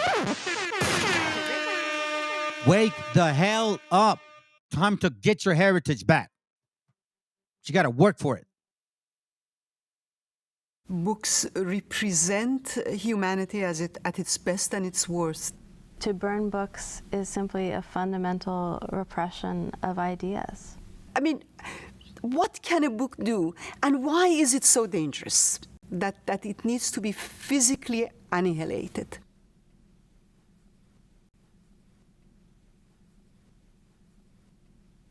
In 1933, the National Socialist German Workers' Party, called the Nazis for short, came to power in Germany and established a dictatorship under the leadership of Adolf Hitler. The Nazis intended to rearm Germany. How is that any different, family, than when they came here in the first place? They burn our books, they destroy our history, they give us their doctrine, but yet this is no different? You guys treat this like, oh, we're the illegal aliens. Like I said, I am sick and tired, and so should you be. And to reorganize the German state on the principle that the German ethnic group or race was superior to all others in Europe. They suppressed all dissent within Germany, making it a crime to criticize the regime. The newly established... And that's what they're trying to do right now. They're trying to pass laws that supposedly are against anti-Semitism. What a coincidence, right? Again, life repeats itself, family. And who's the one in charge of the media? Let's continue. Ministry of Propaganda and Enlightenment set up various chambers to control specific aspects of German culture, such as art, literature, theater, film, music, virtually all forms of entertainment and all forms of dissemination of news. In 1933, in April, Nazi German students decided to organize a nationwide book burning program to eliminate foreign influence, to purify German culture as they saw it. So you have committees of students meeting with professors together, deciding what categories of books in these university libraries would count as un-German. They didn't see themselves as suppressing culture, they saw themselves as advancing Aryan German culture. Family, so they don't see it as a suppressing culture. They see it, or they see you as a non-advancing race. Who now they have to answer, well, are we Semitic? Are we Hamitic? Or are we Japhetic? Now the question is that. I just wanted to show you a picture of the burning concept, family. The whole concept of burning books. This is nothing new. But guess what? They made it a big deal when it came to them. Yet they still know who they are. But when it came to us, they just spit you in the face. How's that so?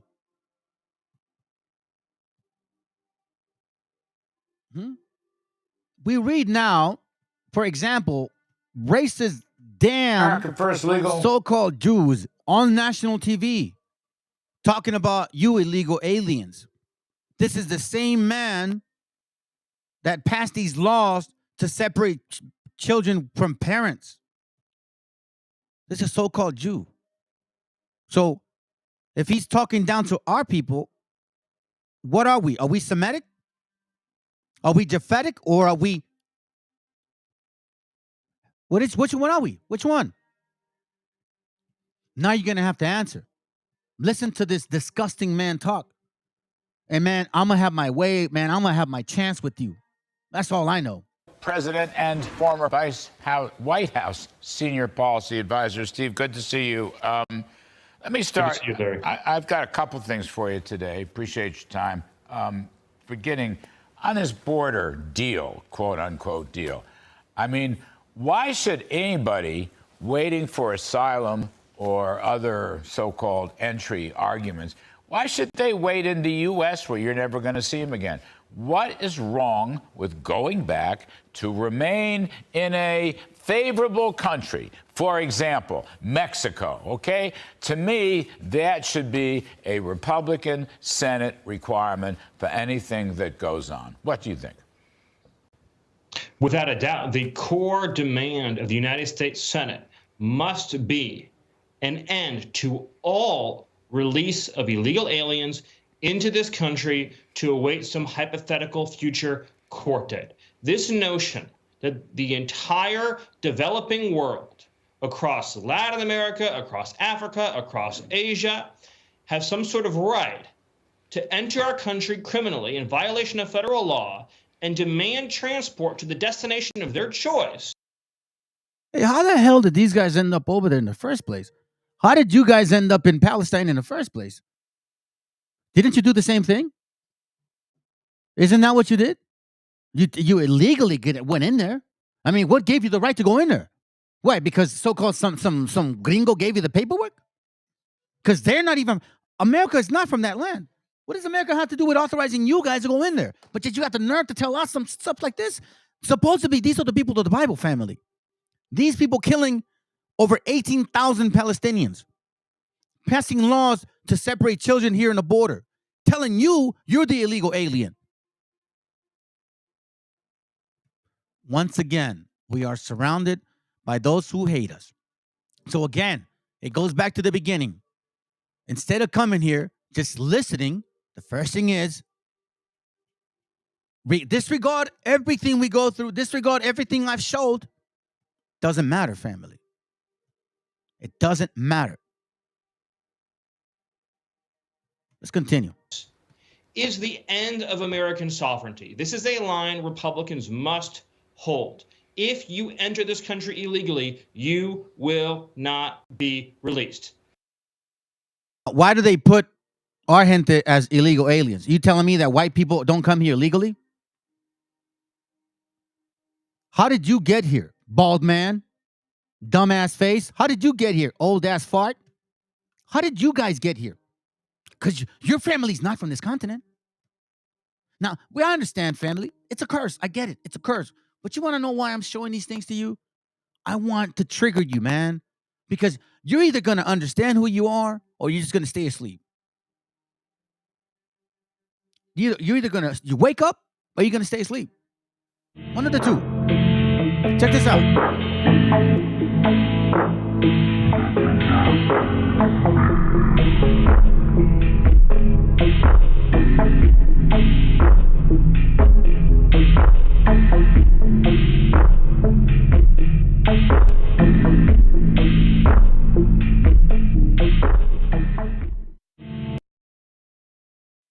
¿Estás listo para las palomitas? Pues So, que empiece la función. Copiando, El gobierno de plagiando a 3 científicos mexicanos. ¿Cómo la ven?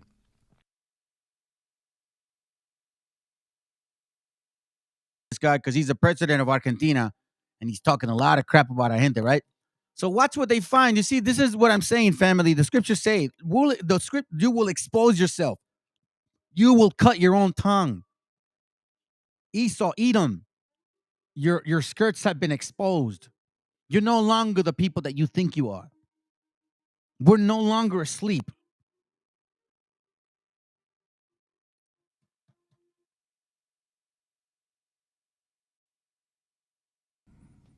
Mexicanos y mexicanas, el nuevo presidente de Argentina, Javier Milei, es un megacopión. Así es. Plagió a 3 científicos mexicanos. ¿Cómo la ven? En uno de sus libros más vendidos. Obviamente, pues haciendo mucha plata, mucho dinero. Pues sí, copiando, plagiando a 3 científicos mexicanos. ¿Cómo la ven?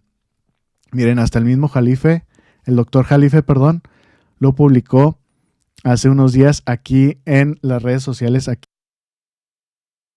It's funny, huh? He has a little cat thinking he's a Jew, but yet he's breaking the commandments at the same time. Thou shalt not lie. Thou shalt not bear false witness. This is the same one that wanted to go pro-dollar, and they said no. Now check this out. Devalúa un 50% más la moneda argentina. Y que, por cierto, también hay que mencionar, los Estados Unidos le dijo que no va a haber dolarización. Te lo repito, el gobierno de Milei acaba de devaluar la moneda argentina. Vale 50% menos que antes de que Milei fuera presidente. Digo, como dato. Y espérate, porque falta que privaticen todo. That's why he dropped. A ver, que alguien me explique. That's why he dropped the value. Lower the money, lower the value enough to then privatize the whole damn country. Who's going over there? These people here. They're trying to make it their so-called second escape. They're so-called. Let me give you some little glimpse of two. Let's show you real quick, and then I'm going to show you a video. You guys can stick around if you want. Listen to this real quick, all right? Just real quick. Let's go. El sueño americano hoy es un sueño al revés. Sí. Hoy el sueño americano se convierte en el nuevo sueño mexicano. El sueño de los ricos para explotar a los pobres. Sí. La pobreza que busca sobrevivir en Estados Unidos y en Canadá. Y los canadienses y estadounidenses que buscan explotar también o huir de las crisis económicas y buscar un refugio financiero. Adivinen ustedes en dónde. Bueno, pues precisamente aquí traemos esta primera nota y vamos a tenerla como contexto. Ricardo vive con su hermana y 2 sobrinos en Phoenix y entre los 2 adultos apenas si pueden pagar el alquiler. Carlos, que vive solo en su apartamento en Los Ángeles, dice ya no podrá solventar el costo de la renta. Pagaba $1,050, pero ahora quieren que les pague $2,100. Los precios de alquiler son tan altos en todo el país que, según un estudio de Zillow, un trabajador de tiempo completo que gane el salario mínimo nacional de poco más de $7 necesita 4 trabajos o 3 compañeros de cuarto que ganen la misma cantidad para pagar un apartamento típico de 2 habitaciones, gastando un máximo del 30% de su sueldo en la renta. Precisamente sobre esto, y venir y rentar desde México. Los estadounidenses eligen establecerse en colonias como la Roma. México, en donde no hay, por ejemplo, la zona de $3,000 más que el año pasado. Los estadounidenses eligen establecerse en colonias como La Roma, Condesa, Juárez y Centro Histórico. Sí, por ejemplo, aquí dice Mr. Simón, que él vive en el área de San Francisco, dice, claro, aquí en el área de San Francisco la renta de un apartamento con un cuarto y un baño sale arriba de $3,000 al mes. Imagínate, Sí. $3,000, pero esta es una cifra impagable hace unos años. I hired Sean here a few months back. Wherever they go, man, you guys are just make it really, really hard for other people, family, and this because this is a plague. They're a virus. That's why eat them. It's gonna get what they deserve. Let's go. Los gringos saltan el muro para vivir el sueño mexicano. Veamos. Esto es Mate con México. Por si acaso y algún día a Donald Trump, mejor conocido como el pelos del lote, se quiere retirar a un paraíso tropical, México es una opción. Le van a dar la bienvenida, eso sí, que llegue legal. Muchos estadounidenses han encontrado en esta tierra el sueño mexicano, llegar a vivir, ya sabe, siendo el patrón. Alberto García, adelante. Miles de ciudadanos estadounidenses viven de manera ilegal en México. Sí, ciudades como Puerto Vallarta, Mérida y San Miguel de Allende son atractivas para un determinado grupo de jubilados que quieren vivir cómodamente la última etapa de su vida. En el municipio guanajuatense, ubicado en el centro de México, este sector equivale al 10% de la población que ahí habita y que va en aumento. Tenemos alrededor de 62 nacionalidades viviendo aquí, la mayoría de ellos estadounidenses. Participan en varias y diversas actividades, aportando al motor económico, educativo y cultural de la zona. Yo tengo una escuela de cuarto oscuro y enseño a adolescentes cómo es fotografía clásico. Hay una hora feliz de 5 a 8, que es cuando vienen a reunirse aquí toda la mayoría del vecindario local de aquí, de extranjeros. Las calles empedradas, el colorido de sus casas, la iglesia estilo gótico, pero principalmente el clima, son los principales atractivos de ciudades como esta. San Miguel es muy simpático. Es perfecto. Clima, personas, de comida, todo. La mayoría de ellos tienen más de 6 meses en piso mexicano, por lo que su estancia en nuestro país es ilegal. Por el momento el gobierno mexicano no pide regularicen su situación y solo algunos pagan una multa insignificante. Lejos de ser discriminados o perseguidos, son recibidos y atendidos de buena manera. Desde San Miguel de Allende, Guanajuato, Alberto García, Noticiero Cierre de Edición. You see that, family? You see that? Instead, when they come here, right? When we come here, what do we get? What do we get? Like I said, will the grapes gatherer ever leave some behind? You just can't stay put, man. You just got to go everywhere. Damn termites, bro. Family, listen. This is gonna go on now. At this point, I'm gonna switch over, and I'm pretty much done at this point with this class. Hope it was edifying. But I got this one to consider. I've been waiting to show y'all, and it's going to connect the dots at the end. Again, this is from someone else. It's not me. Zionism, the Vatican, and the Quest for the New Atlantis. That's what it's called. Stick around. I think it'd be interesting. Take notes. There's a lot of information in here. I'll be watching, but at this point, I'm just going to step back now, okay? I went 2 hours. That was my goal. My goal is to at least do 2 hours minimum, see what comes out of that, and then I'll throw in an extra thing in there. But some days I'll go 2, some days I'll go 3. But again, I'm going to try to stay within 2 hours of real time, me doing live. And then I'll throw in one before, or every now and then I'll do a recorded, all right? Anyways, appreciate y'all. Shalom. And by the way, the name that I want to present to y'all is this one.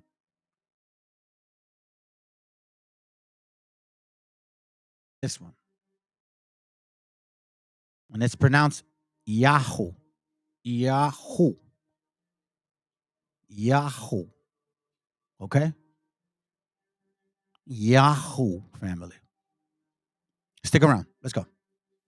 Which sounds more like Nazis? National Socialists or National Zionists? Where does the Z in Nazi come from? Socialists or Zionists? As usual, the evil is hidden in plain sight. And as Britain's first Prime Minister so rightly noted, the world is governed by very different personages from what is imagined by those who are not behind the scenes. Guess who made the Holocaust possible, friends? It's not who you think. Guess who funded the Bolshevik Revolution in 1917 and the rise of Hitler and the Third Reich? American banks. Did you know Hitler's quest for a German master race of superior beings also called for a new world order? There are many precedents to Hitler's genocide of the Jews, Lenin and Stalin's terror famines, the extermination of Armenians by Muslim Turks during World War I, the brutal reductions of native peoples colonized by Europeans, beginning with the Canary Islands in 1478, and continuing in the Americas, Australia, Asia. These genocides continue with scant media coverage. In Africa, the World Health Organization vaccination depopulation agenda has continued since 1974, when Henry Kissinger issued Memorandum 200, stating that depopulation of the Third World was a top national security priority. Today, Muslims are slaughtering, beheading, and crucifying Christians as young as 12 years old, and Muslims, moderate Muslims, as well.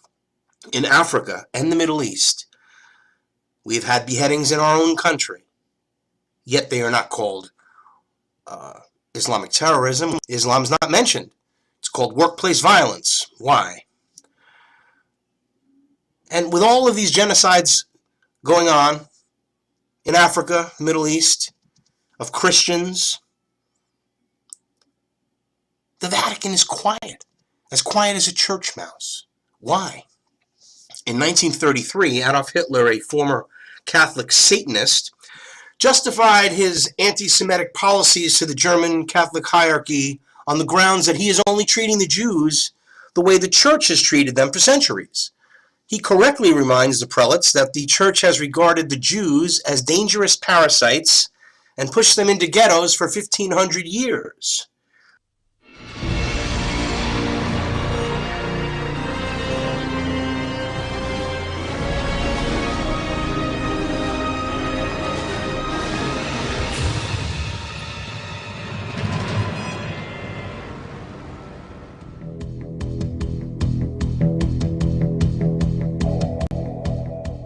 Munich in 1918 was the scene of enormous upheaval.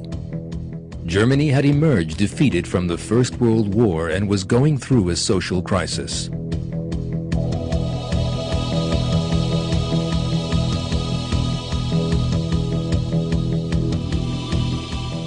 This upheaval led to a revolt against the government. Kurt Eisner, a journalist of Jewish origins, and his Social Democrat followers carried out a bloodless coup with the support of the Imperial Army. Ludwig III and his family were sent into exile. Eisner became Prime Minister of the new government. However, those who imagined that this revolution, achieved without bloodshed, would bring stability to Germany were sadly disappointed.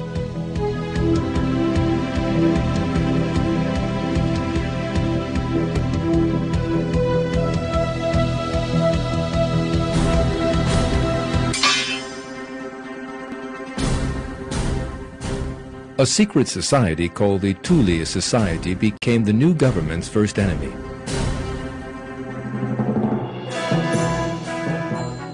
This was a deeply racist organization which took its name from Thule. In Nordic mythology, the legendary kingdom whence came the ancient Germanic peoples, and was founded in 1918 by Rudolf von Sebettendorf. In setting up the Thule Society, Sebettendorf's racist ideas had been shaped by three ideologues who had devoted themselves to mysticism: Madame Blavatsky, Guido von List, and Adolf Lanz.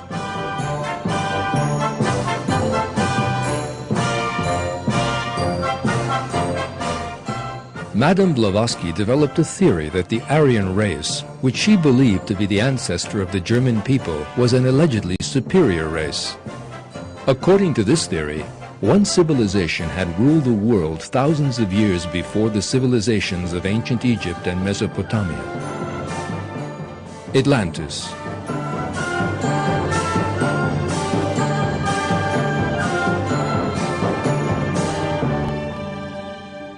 Blavatsky thought that this people were members of a very noble and pure race, but that they had been wiped from the face of the earth by a volcanic disaster.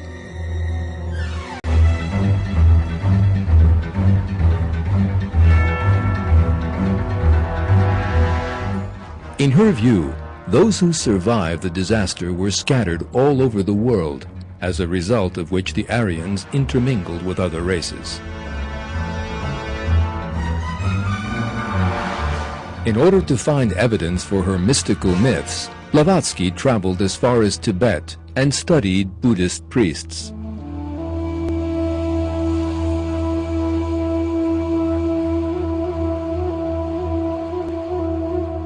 One symbol she used on the cover of her book, The Secret Doctrine, was particularly striking: the swastika.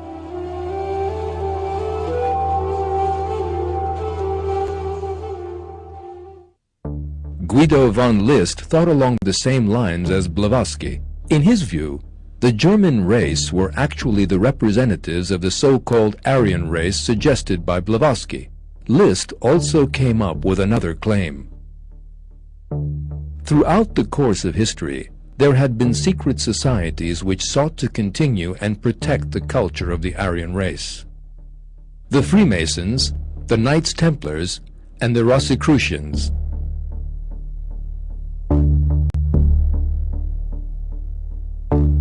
Suggested by Blavatsky. List also came up with another claim. Throughout the course of history, there had been secret societies which sought to continue and protect the culture of the Aryan race.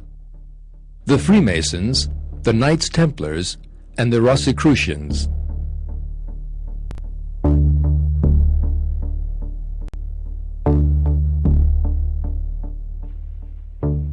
In 1912, he founded a secret society, similar to Freemasonry, called the German Order.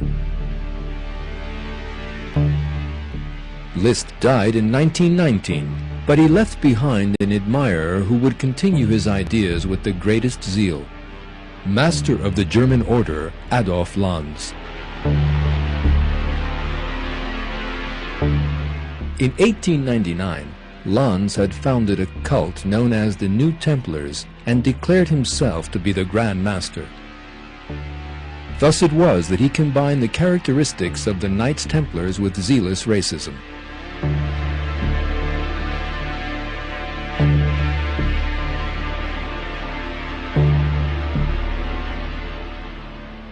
In 1905, he began publishing the anti-Semitic magazine Ostara to spread his racist ideas.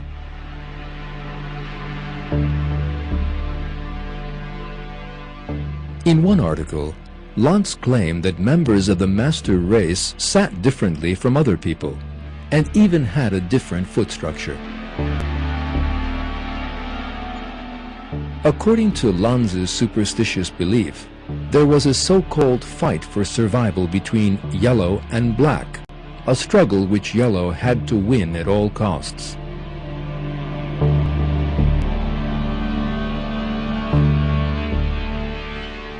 Right from the first edition of the magazine, Sebatendorf, the future founder of the Thule Society, was there among his followers and the proponents of the ideology he had infected them with. Sebatendorf, a member of the German Order, was a Freemason. Thus it was that mysticism, racism, admiration for old pagan cultures, and a hierarchical organization similar to that of Freemasonry all came together. In effect, this was the birth of Nazism.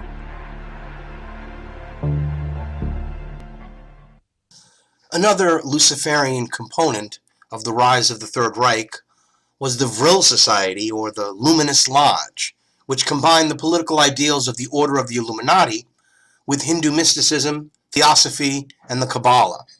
It was the first German nationalist group to use the symbol of the swastika as an emblem linking Eastern and Western occultism.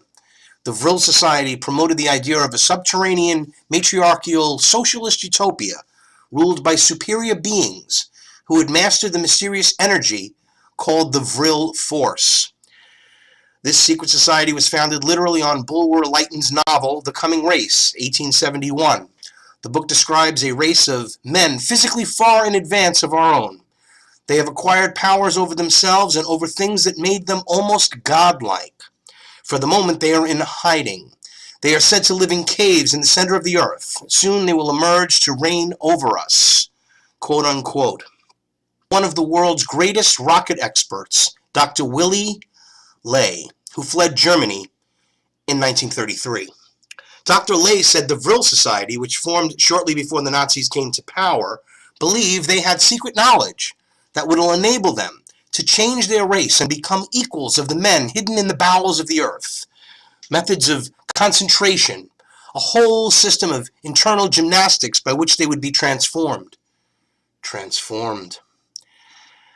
These methods of concentration were probably based on Ignatius Loyola's spiritual exercises. The Jesuit techniques of concentration and visualization are similar to many occult teachings, especially in the shamanic cults and Tibetan Buddhism.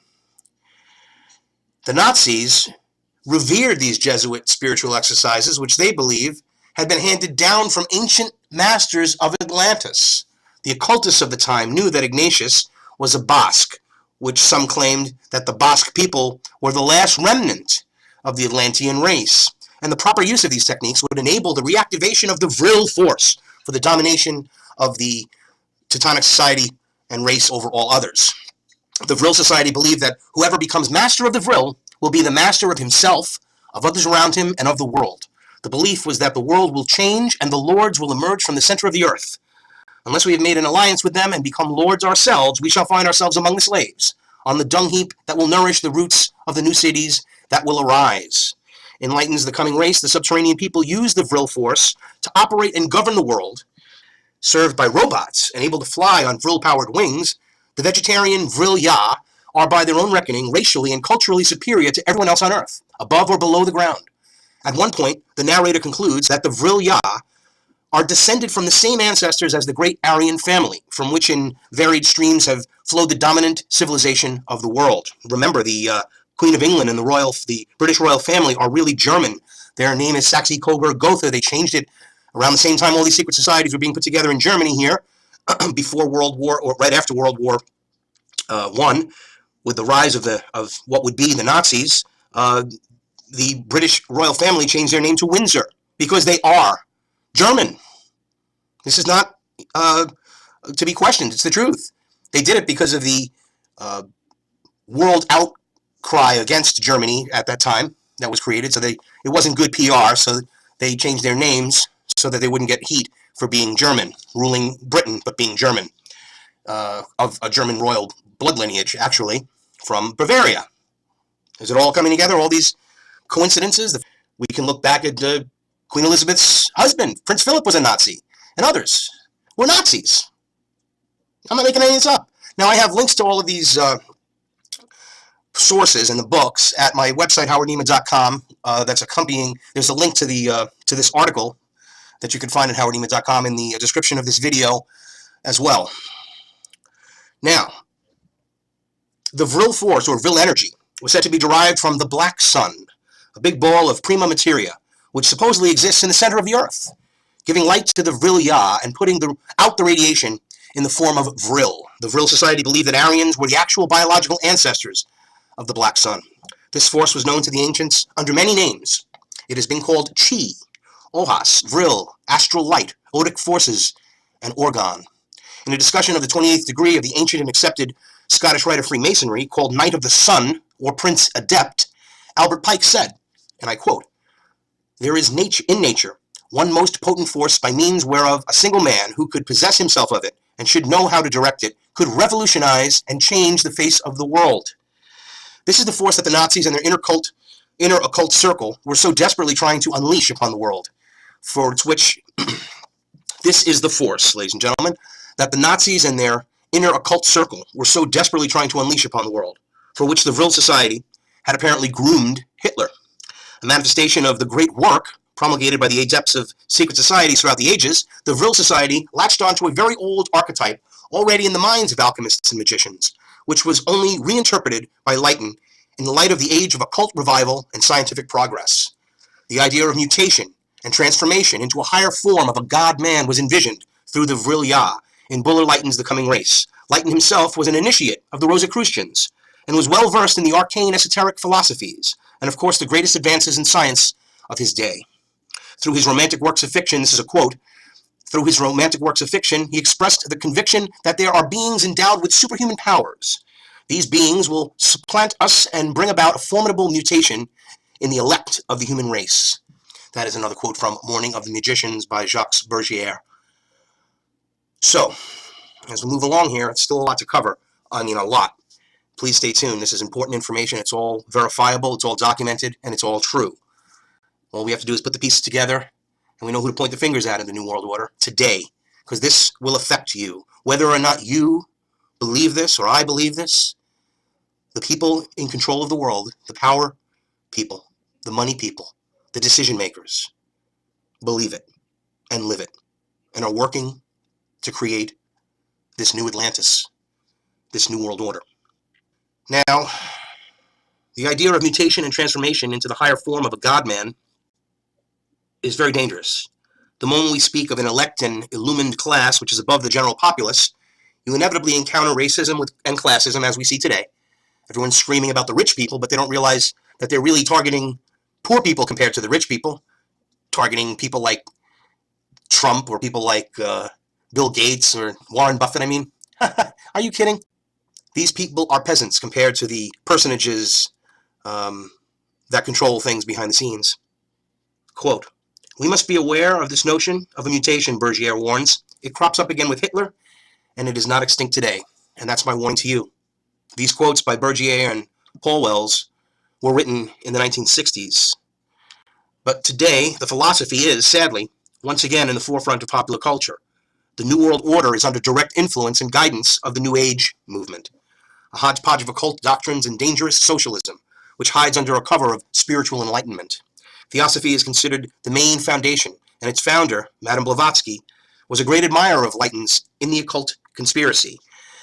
Michael Howard writes about the compatibility of the two philosophies. Quote, "Blavatsky had read Bulwer-Lytton's novels and was very impressed by their occult content, especially Zanoni and The Last Days of Pompeii. The latter was published in 1834 and dealt with a time between early Christianity and the mysteries of Isis in Italy in the 1st century AD. Blavatsky's esotericism was virulently anti-Christian. The racial ideas of Madame Blavatsky concerning root races and the emergence of a spiritually developed type of human being in the Aquarian Age were avidly accepted by the 19th century German nationalists who mixed theosophical occultism with anti-Semitism and the doctrine of the racial supremacy of the Aryan or Indo-European peoples." End quote. So we can see this connection. We can see this today, how they're using these deceptions to bring about this New Age movement. This do as thou wilt shall be the whole of the law, this perceived fairness and equality and all of these leftist ideologies. No different. It is the same order. It is the same agenda that led to the rise of Hitler, that led to the Bolshevik Revolution, that led to all of the conflicts before instance. The ideology of the Thule Society was built on resurrecting pre-Christian pagan German culture. Within that ideology, the elimination of non-Aryan races assumed a similar importance. Heading the list were the blacks, gypsies, and Jews. These words from one of the Thule Society's publications are an indication of this. "Arrest the Jews. That will bring peace to our country." That is why the Thule leader Sebottendorf refused to accept the chancellorship of Kurt Eisner, one of the Jews he regarded as the eternal foe. He stated this quite openly. "Yesterday we witnessed the destruction of all that we believe in and attach importance to. Instead of princes with whom we share a blood bond, our deadly enemies rule, the Jews. We cannot know what will be born out of such chaos. So long as I hold the iron hammer, I shall lead Thule to war. Our discipline is Germanic discipline, and Germanic means nobility. Our god is Walvather, our emblem is Aryan, the first flame, the sun, the eagle. From today our symbol shall be the eagle. It will remind us that we may have to die if we are to live."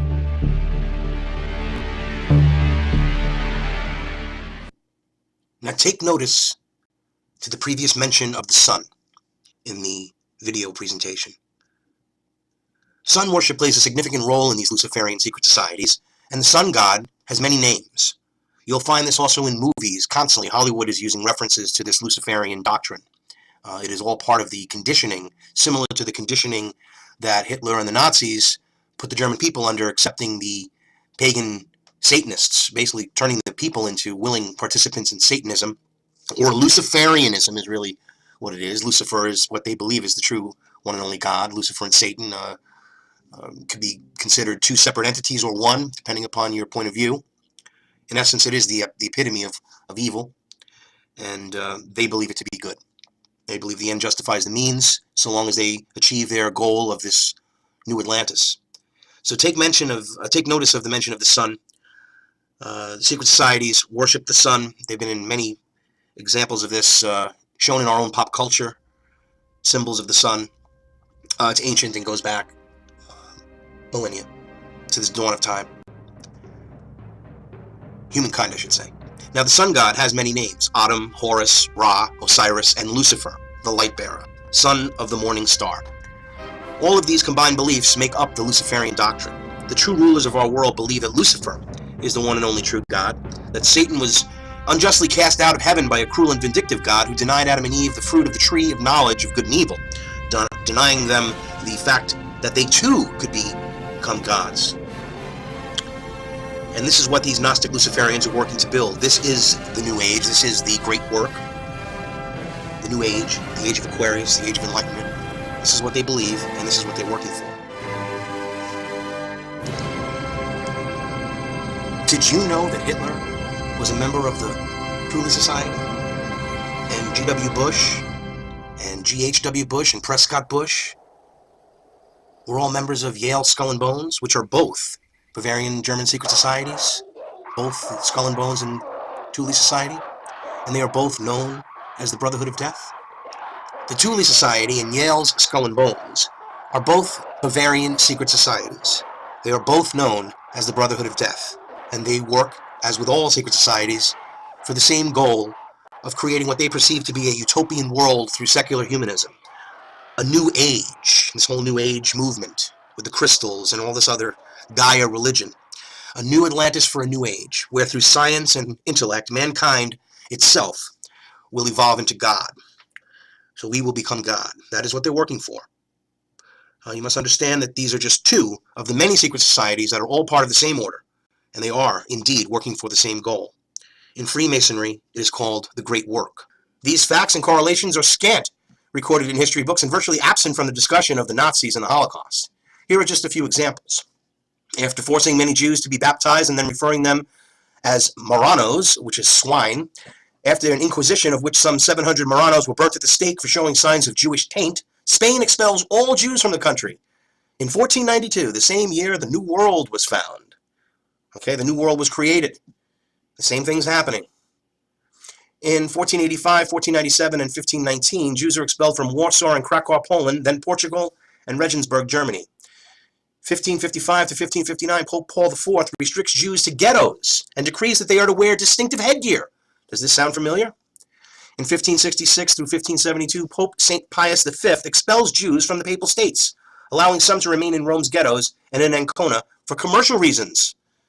In 1592, Pope Clement VIII includes a ban on all Jewish books in the expanded edition of forbidden books. In 1826, Pope Leo XII decrees that Jews are to be confined to ghettos, and their property is to be confiscated. Well, where did I hear about that? Some 100 years later, 115 years later, 112 years later. Also, up until the 1930s, the Jews that were in the Vatican area were confined to Rome's ghetto. It wasn't the Vatican. Again, the Vatican wasn't created as we know it today, called the Vatican City, until the city-state was established in 1929. History repeats itself, as it is repeating itself today in yet another form.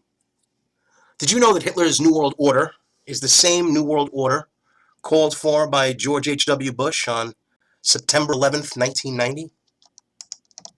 And it's the same New World Order called for by Pope Benedict and now Pope Francis. Speaking of the New World Order Pope, did you know Vatican City is a city-state surrounded by Rome? London and Washington, D.C. are also city-states. They are actual foreign sovereign countries to the land they occupy. That's right. Washington, D.C. is a separate country. It's not part of the United States. It is owned by the same personages behind the scenes that no one knows about that owns the Vatican and London. These black nobility, the families of the wealthiest of the wealthy. Vatican City was founded on February 11, 1929. Italy is the headquarters of the Roman Catholic Church. It is home to the Pope and the wealth and culture of the Holy Roman Empire, including a treasure trove of priceless iconic art and architecture from ancient Roman sculptures, Renaissance frescoes to the Sistine Chapel, whose ceiling was famously painted by Michelangelo. Are you aware that both the Old and New Testaments we know today have been altered by Gnostics in Alexandria, Egypt, who corrupted the biblical scriptures? Are you aware of that? Did you know that as the Roman Empire was falling, Constantine became a Christian while still secretly worshiping the sun god Sol, also known as Baal? He issued the Edict of Milan ordering a tolerance for Christians. Constantine baptized his troops and presided as the first Summus Pontifex, the official title of the Pope. Roman Catholicism transferred occult Baal worship into an already corrupted Christianity, bearing a mixture of witchcraft, Judaism, paganism, and perverted Christianity. To stamp out the spiritual rebellion of Martin Luther and the Protestantism movement, Pope Paul III ordered the founding of the Order of the Jesuits as an intelligence network and secret militia of the Vatican. To this day, the superior general of the Jesuits, the Black Pope, remember the black nobility, the Black Pope, is the mysterious man behind the Pope. It is he who has the ultimate power in the Vatican. The Jesuits helped develop many cults, Freemasons, Mormons, Jehovah's Witnesses, Christian Science, and many others, to serve the interests of the Vatican. Did you know Pope Francis is a Jesuit? As Hitler rose to power, he made a deal with Cardinal Pacelli, the future Pope Pius XII, that had devastating consequences, as did the role of the judges, scientists, academics, who individually and collectively made deals with and took benefits from Hitler. The founder of the Lutheran Church, Martin Luther, was a virulent anti-Semite, much quoted by Hitler. In fact, the Nazis scheduled their Kristallnacht purge in honor of Martin Luther's birthday. In his 1543 book, On the Jews and Their Lies, Martin Luther described the Jews as a base, whoring people, that is, no people of God, and their boast of lineage, circumcision, and law must be accounted as filth. They are full of the devil's feces, which they wallow in like swine. The synagogue was a defiled bride, yes, an incorrigible whore and an evil slut. Wow. He argues that synagogues and schools should be set on fire and their prayer books destroyed, rabbis forbidden to preach, homes razed, and property and money confiscated. They should be shown no mercy or kindness, afforded no legal protection, and these poisonous, envenomed worms should be drafted into forced labor or expelled for all time. Now, what does this sound like to you? Doesn't this sound like Hitler just said, oh, you know what? I'm just going to do what the Catholic Church has been doing. I'm just going to do what Martin Luther liked to do. Isn't this interesting? It gets more interesting. Please, stay tuned. They should be shown no mercy or kindness, afforded no legal protection. He also seems to advocate their murder, writing, we are at fault in not slaying them. Catholics, though, shouldn't be too quick to point a finger at Luther's anti-Semitism because he didn't invent it. Like bigotry and racism, it was a learned behavior from the Roman Catholic Church, in which he was raised, educated, and ordained as an Augustinian monk. Although he protested against many of the Catholic Church's beliefs and practices, one belief he embraced was the Catholic Church's contempt for the Jews. Here is a quote from A Moral Reckoning by Daniel Goldhagen on page 166, and I quote, in 1941, December, Protestant evangelist church leaders of several regions of Germany collectively issued an official proclamation that declared the Jews incapable of being saved by baptism, owing to their racial constitution to be responsible for the war and to be born enemies of the world and Germany. They therefore urged that the severest measures against the Jews be adopted and that they be banished from German lands. Would not the superlative, the severest measures, encompass the death penalty? You bet. And with the context of the apocalyptic war with the Soviet Union and of the Germans' already ongoing extermination of Soviet Jewry, it could have meant only one thing.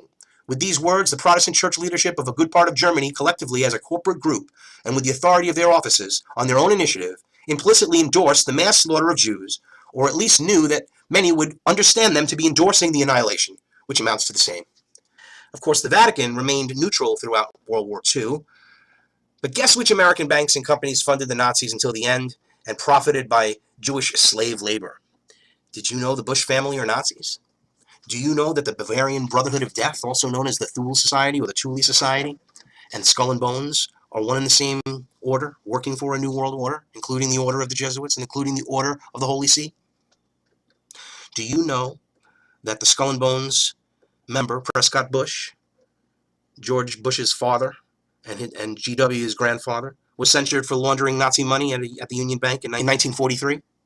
Did you know I.G. Farben and Rockefeller Standard Oil were partners throughout the rise of Hitler and during the entire Second World War? As you will see, many big American banks funded the Nazis and Hitler's rise to power. The planes that the Nazis flew couldn't be powered without the fuel additive supplied by Standard Oil throughout the war. It actually kept the war going 2 years longer by using concentration camp slave labor to make gasoline out of coal. This is what we're dealing with.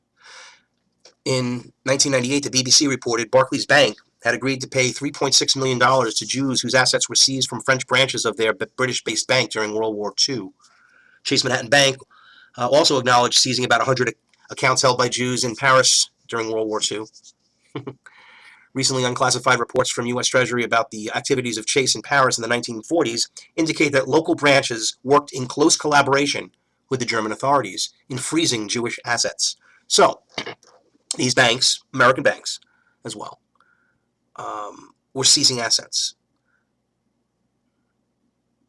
The Daily News reported the same year the relationship between Chase and the Nazis apparently was so cozy that Carlos Niederman, the Chase branch chief in Paris, wrote his supervisors in Manhattan that the bank enjoyed very special esteem with top German officials and a rapid expansion of deposits, according to Newsweek. Niederman's letter was written in May 1942, 5 months after the Japanese bombed Pearl Harbor and the U.S. also went to war with Germany. The BBC also reported in 1999 a French government commission investigation of the seizure of Jewish bank accounts during the Second World War says 5 American banks, Chase Manhattan Bank, J.P. Morgan, Guaranty Trust Company of New York, Bank of the City of New York, and American Express had taken part. This is the glue of the New World Order. This is what holds them all together, these banks and the central banks that they own and control. And this has been going on since the Federal Reserve Crime Syndicate and before that with the banking systems, but they finally really got control of the money supply. And Nathan Rothschild, as he had said, I care not who makes the laws so long as I can control the money. Whoever makes the money really controls the country. It doesn't matter who makes its laws. And that's very true. And that's what we're living under. It's an oligarchy, basically. We know these politicians are all corrupt criminals. All of them. I mean, no matter how you look at it, there's very few that are truly worth anything. Politicians are paid for puppets of these special interests to keep this system going. And it was no different during the war. And it's funny, it's the same characters from the collapse of the banking, isn't it? Same characters from the two. They create these crises and profit from them. They always know. In 9/11, they knew that to buy puts on the airlines so they could make billions. They knew about everything. They knew just how to shake the market and get what they want and move the agenda forward. Patriot Act, other treasonous acts. This is the New World Order. It is what we're dealing with. In 2004, George Bush's grandfather, George H.W. Bush's father, the late U.S. Senator Prescott Bush, was a director and shareholder of companies that profited from their involvement with the financing of Nazi Germany. The Guardian obtained confirmation from newly discovered files at the U.S. National Archives that a firm of which Prescott Bush was a director was involved with the financial architects of Nazism. His business dealings continued until his company assets were seized in 1942 under the Trading with the Enemy Act. The documents reveal that the firm he worked for, Brown Brothers Harriman, acted as a U.S. base for the German industrialist Fritz Thyssen, who helped finance Hitler in the 1930s before falling out with him at the end of the decade. The Guardian has seen evidence that shows Bush was the director of the New York-based Union Banking Corporation, UBC, that represented Thyssen's U.S. interests, and he continued to work for the bank after America entered the war. Bush was a founding member of the Union Banking Corporation. The bank was set up by Harriman and Bush's father-in-law to provide a U.S. bank for the Thysens, Germany's most powerful industrial family. By the late 1930s, Brown Brothers Harriman, which claimed to be the world's largest private investment bank, and UBC, had bought and shipped millions of dollars of gold, fuel, steel, coal, and U.S. Treasury bonds to Germany, both feeding and financing Hitler's build-up for war. This is all on record. Between 1931 and 1933, UBC bought more than $8 million worth of gold, which $3 million was shipped abroad. According to documents seen by The Guardian, after UBC was set up, it transferred $2 million to BBH, Brown Brothers Harriman, between 1924 and 1940, and the assets of UBC hovered around $3 million, dropped to $1 million on only a few occasions. UBC was caught red-handed operating an American shell company for the Thyssen family 8 months after America had entered the war, and that this was bank had partly financed Hitler's rise to power. These same forces are pushing for a new world order today, a one-world government ruled from Jerusalem. Ben-Gurion, Israel's first prime minister, revealed much of this agenda and the creation of the Club of Rome's 10 Kingdoms to Look magazine. He also predicted the European Union and how everything is moving towards this world government. In an article, as I mentioned, from January 4th, 1962, and I quote, "Gradual democratization of the Soviet Union and the abolition of wars by 1987 is predicted by Israel Premier David Ben-Gurion in a statement published on the current issue of Look magazine, which carries the number of interviews on the world's outlook for 25 years from now. Mr. Ben-Gurion's statement reads, "The image of the world in 1987 is traced in my imagination. The Cold War will be a thing of the past. Internal pressure of the constantly growing intelligentsia in Russia for more freedom and the pressure of the masses for raising their living standards may lead to a gradual democratization of the Soviet Union." Absolutely happened. He was off by only a couple of years. The fall of the Soviet Union. He had it traced down almost to the year 87. And this is how they do it.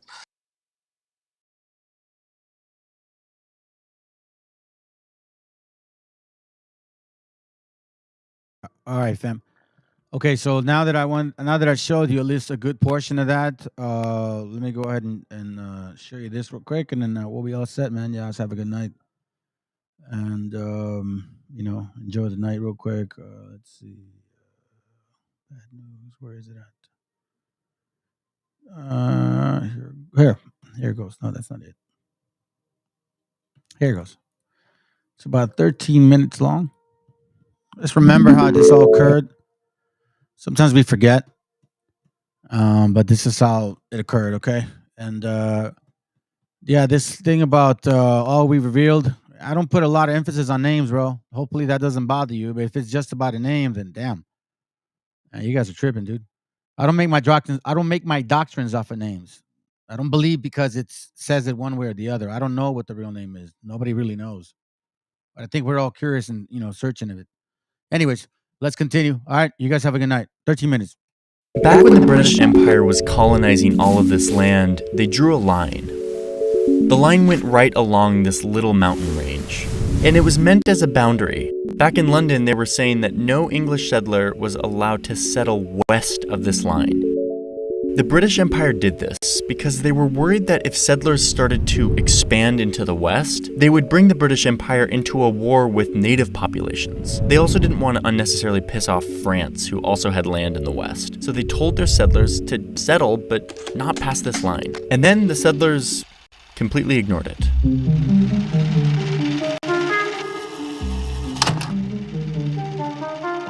These settlers would eventually declare independence from Britain and start their own country. And from there, the floodgates were open for westward expansion. A frontier people had remade a continent. Virtually all productive land had been put to the plow. A free and independent way of life prevailed. See everything from miles away with this powerful military monocular is basically a This westward blitz was made possible through the mass slaughter of people who were living on this land, which this little time-lapse ignores. How that all went down will be the subject of another video. But right now, I want to talk about what happened when the US got here. It's the mid-1800s and the US has 27 states and a bunch of territories in the West. But the country doesn't stretch from sea to shining sea quite yet. At this point, they start to bump into the recently independent country of Mexico. The northern part of Mexico was called Texas, or Texas, and it was populated mainly with native groups, who had nothing to do with the US or Mexico. They had just been living there for centuries. So Mexico's looking at this fairly new, sparsely populated part of their country and thinking, what do we do with all this land? They wanted to incentivize people to go and settle in this land so it would potentially be more economically productive for the country of Mexico. So they made a plan. They started to rent huge swaths of land to American settlers so that they would come in and settle the land. And in return, these American settlers would recruit more settlers to come in and settle the land, again, all with the hope that it would benefit Mexico's economy eventually.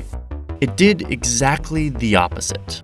American settlers fled into Texas onto this newly rented land, just as the Mexican government hoped for. But with them, they brought slaves, which was totally illegal in Mexico at the time. They also brought with them an attitude of independence and frontier fever, this American obsession with moving west to settle new land. The westward movement was like a great tidal wave. The odd corners were rapidly engulfed.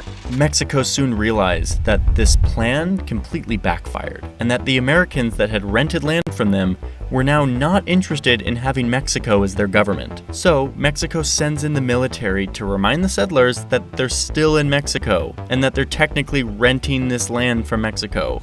Well, this eventually escalated, and they started to fight all-out battles, and the American settlers lost. The big battle here was called the Battle of the Alamo. This guy, Davy Crockett, who was like the symbol of westward expansion, died in this battle. And this loss spurred even more settlers to come to Texas and join the next fight against Mexico, which the American settlers won. And with that, they declared a new nation, independent of Mexico, the Republic of Texas. And now the map looks like this: a newly declared country of American settlers in between Mexico and the United States. But not everyone actually agreed that the map looked like this.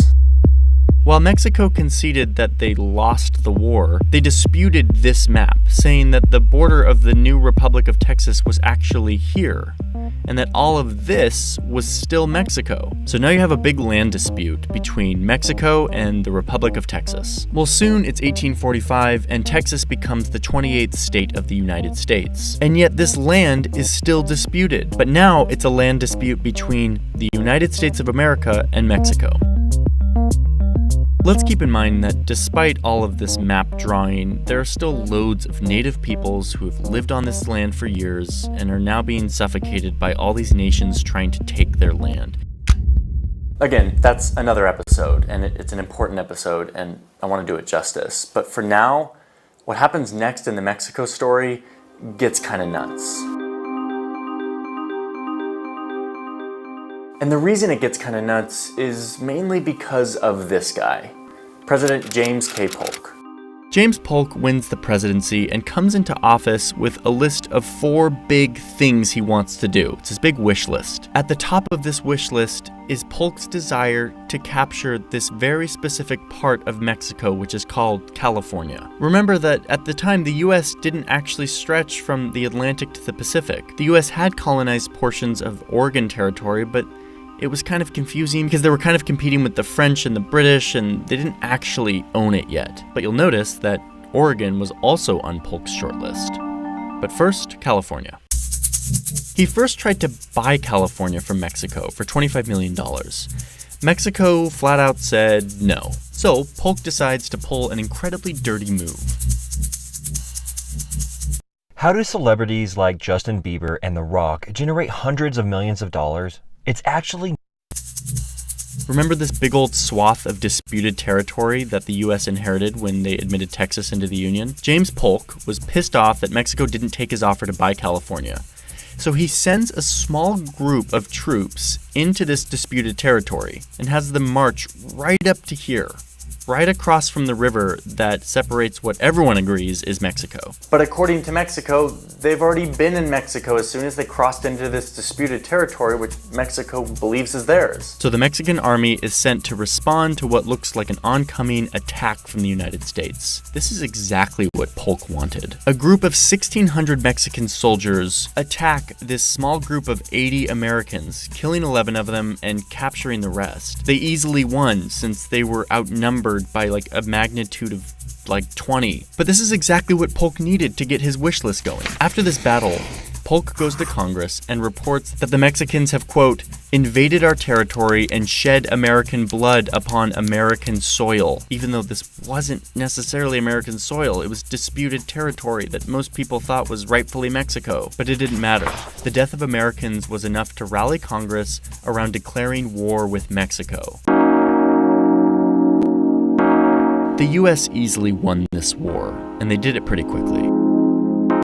Remember that the taking over of Texas was originally a bunch of settlers who band together, made a militia, fought Mexico on their own, and declared the Republic of Texas.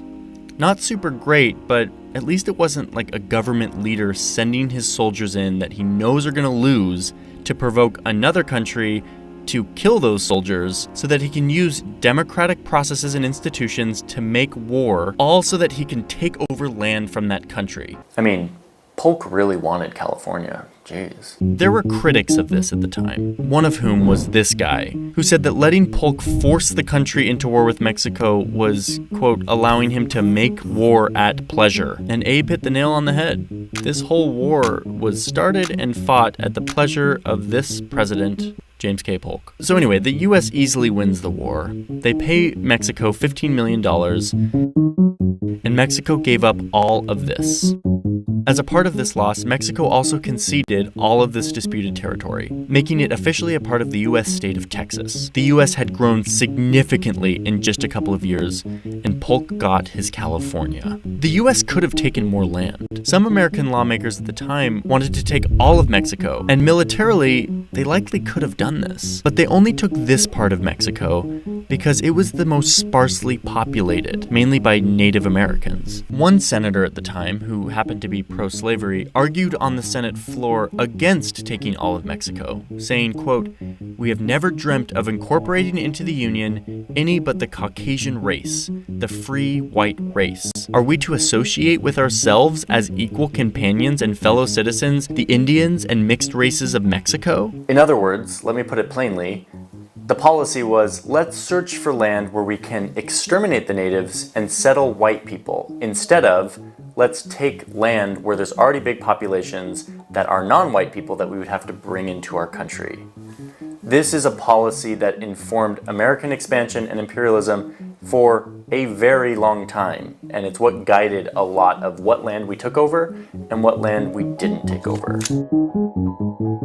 Okay, so through this unprovoked, racially tinged war, Polk checked off California from his list. And just the next month, Oregon was organized into a territory after working out a deal with the British. Polk had exterminated anyone in his way, and now he had a coast-to-coast country. A few years later, they bought this little piece of land from Mexico.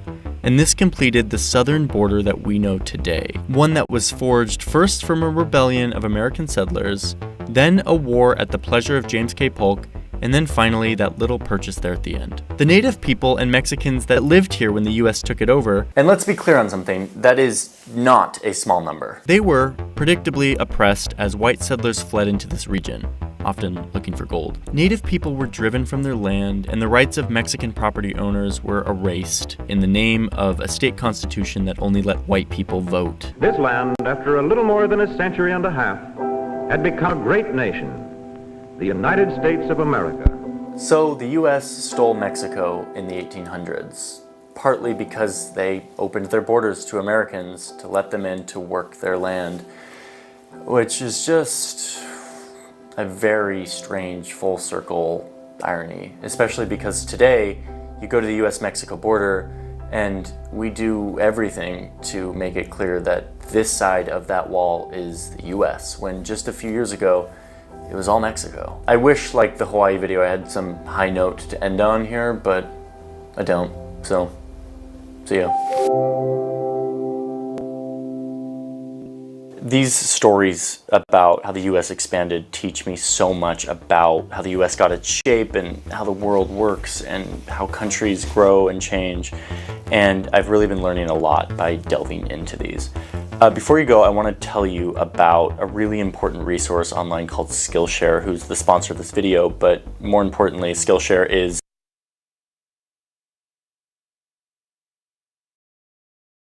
Hi, fam. Hope it was good. Hope it was edifying. I know I go long, but, you know, what can I tell you? Anyhow, y'all have a good night and stay safe. All right. Every time. Oh, sorry, my bad. That's not what I wanted. Introducing the Goop. Yeah, stay safe and hope everything. Hope your prayers are heard wherever you guys are going through. If anybody's struggling about anything, man, I know it's tough. It's just the conditions of the battle. So, all right. Have a good night.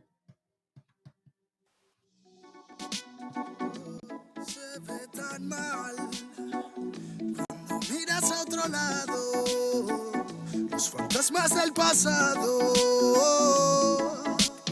no se detendrán hasta verte derrumbado. Peores lo hemos pasado. Andaba a golpes con la tristeza, me aportó riqueza, me otorgó sabiduría, pues se dibujaba en todas mis piezas. Yo con alegría le daba color después. La aguja sigue girando, tiempo parece se burlar de mí. Dijo que sanaría esperando, pero creo que la espina aún sigue ahí. Con los dedos no voy palpando, cierro los puños, escapa de aquí.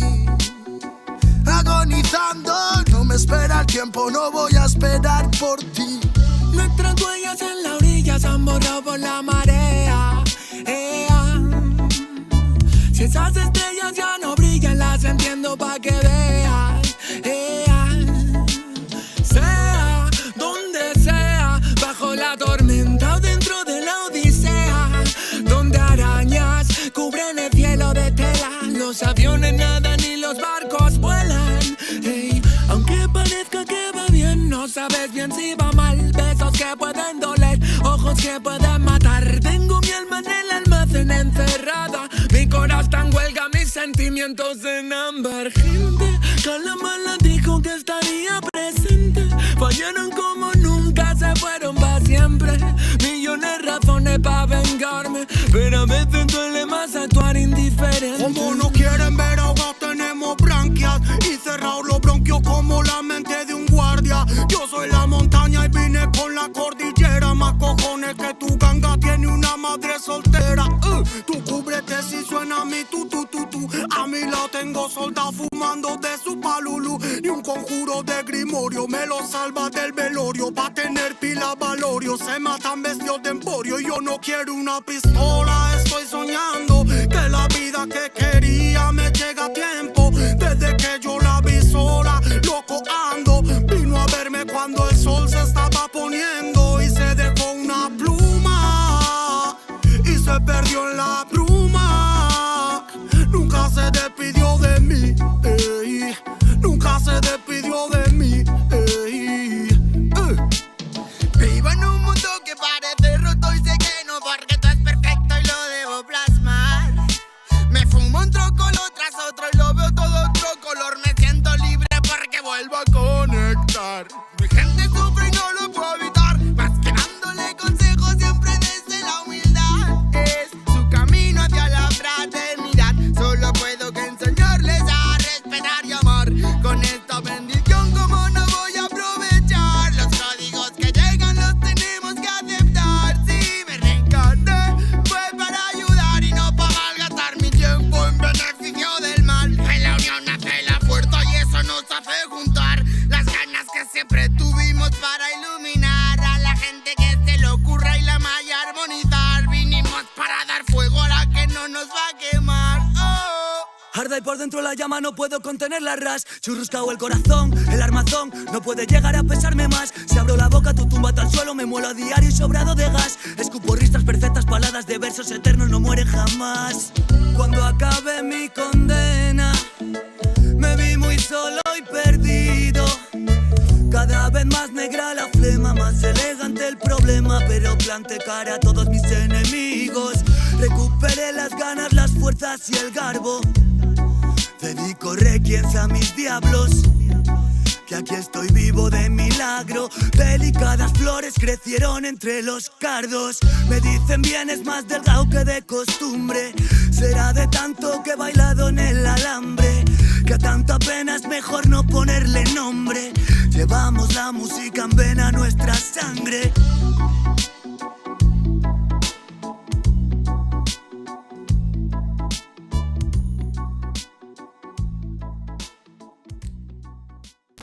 Declaraciones. Un poco sobreiluminados en el puerto.